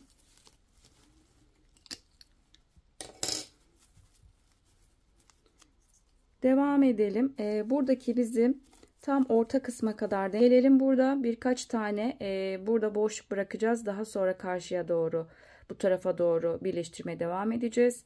Buradaki 3-4 tane burada sık iğne kalıncaya kadar bu noktayı birleştirmemizi yapalım. Bakın burada ilmek kaydırmalarımı yaptım. Şimdi orta noktaya kadar geldim. Şimdi burada birazcık pay bırakacağım. Çünkü buradaki ortadaki aparatın rahat kapanabilmesi için burada birkaç tane sık iğne boşluğu bırakacağım. 1 2 3 4 tane burada ilmek kaydırma yapacağım. 5.'den itibaren tekrar burada birleştirmeye devam edeceğim. Şimdi son bakın metal kısmı, ortadaki metal kısma geldiğim zaman sağdaki 2 tane sık iğneyi atladım. Şimdi buraya sadece bu taraftan, yani artık bursla birleştirme yapmayacağım. Sadece çantadaki sık iğneye 4 tane boşluğa ilmek kaydırma yapacağım. Şimdi tığın üzerinden bir ilmek alacağım. Sadece burada bursu birleştirmesini yapmayacağız. Sadece çantadaki boşluğa sık iğnelere birer tane ilmek kaydırma yapacağım. 2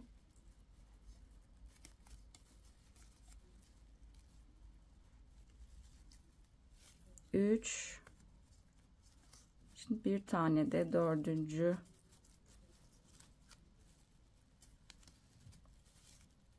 tekrar sık iğneye ilmek kaydırma yaptım. 4 tane burada ilmek çantanın boşluğuna ilmek kaydırma yaptım. Şimdi 5.'den itibaren tekrar birleştirmeye başlayacağım. Bakın 5. ilmeğe battım.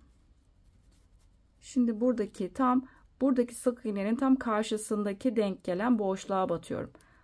Bakın bu şekilde burstaki boşluğa battım. Tığın üzerine bir ilmek aldım. Aynı diğer sıralarda yaptığımız gibi tekrar burada ilmek kaydırma yöntemiyle birleştirmeye devam edeceğim. Bakın bu şekilde ortada birazcık boşluk bırakmış olduk. Buradaki metal kısmın rahat açılır kapanması için. Bu şekilde devam edelim. İlmek kaydırmalarımızı yapalım. Buradaki diğer taraftaki tam tepe kısma kadar gelelim. Yani işaretleyicinin olduğu yere kadar birleştirmemizi yapalım. Diğer tarafa kadar birleştirmemi yaptım. Şimdi en son bakın burada bizim tepe kısma kadar, işaretleyicinin olduğu yere kadar ilmek kaydırmayla birleştirdim. Şimdi biz tam tepedeyim, aşağı doğru ilmek kaydırma yapacağım ve diğer tarafa kadar, diğer tarafın tepe noktasına kadar bu kısmı da ilmek kaydırmayla başlayacağım. Şimdi buradan devam ediyorum. Hemen alttaki ilmeğe battım. Buradan bir ilmek aldım. Bekleyen ilmekten kaydırdım. Bir alttaki boşluk.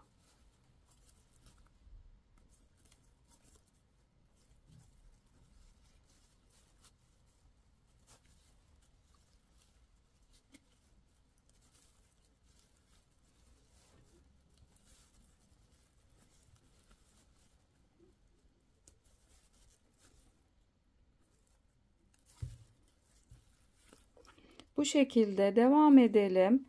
Yukarı kadar ilmek kaydırmalarımızı yapalım. Tepeye kadar geldim. Şimdi işaretleyicinin olduğu yerden itibaren tekrar birleştirmeme başlayacağım. Şimdi buradan işaretleyicinin olduğu yere battım. Buradaki işaretleyiciyi çıkartacağım.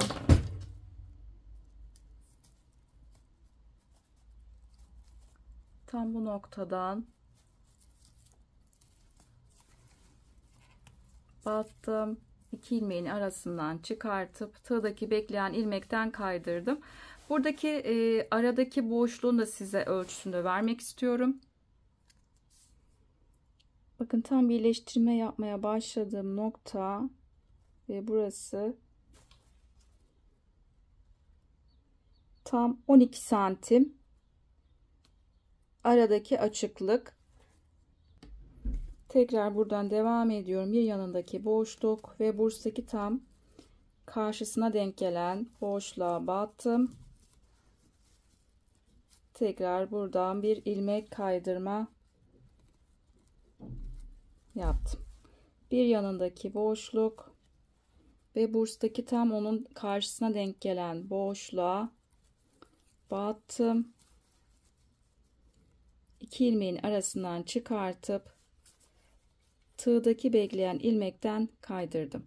Bu şekilde Aynı diğer tarafta yaptığımızın aynı işlemi bu tarafta uygulayacağız. Devam edelim. Burada birleştirme yapmaya devam edelim.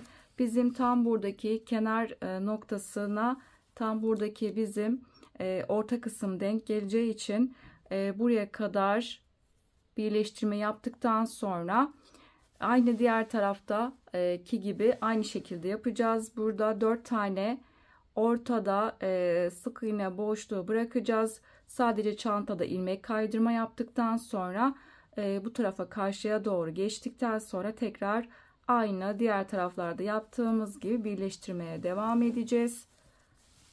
Diğer tarafında tam tepe boşluğuna kadar bu noktaya kadar birleştirmeyi yaptıktan sonra daha sonra bizim başladığımız yer tam orta kısım aşağıya kadar tekrar çantada ilmek kaydırmayla bu kısmı da tamamladıktan sonra en son bu noktaya kadar gelelim.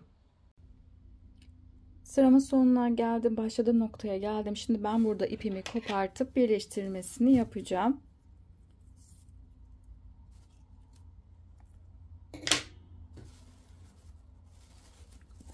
İpimi burada çıkarttım. Şimdi bizim burada ilk yaptığım ilmek kaydırma boşluğuna bakın, ilmek kaydırmanın ikisini birlikte alacağım. Şimdi bu kısa ipi iç kısmı alıp tekrar şimdi son yaptığım bakın ilmek kaydırmanın da üstteki duran tek kanadına battım. Tekrar bu ipi iç kısmı almış oldum. Şimdi bu kısa iplerimizi çantanın bakın şu aralardan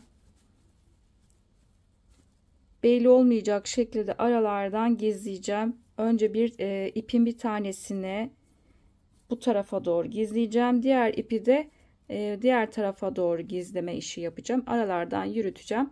Ondan sonra fazlasını kopartacağız. Bu şekilde çantamızın birleştirmesini tamamlamış olduk. Çantamızı tamamladık. Çantamız çok şık, güzel bir çanta oldu. Bakın şöyle göstermek istiyorum. Harika bir çanta.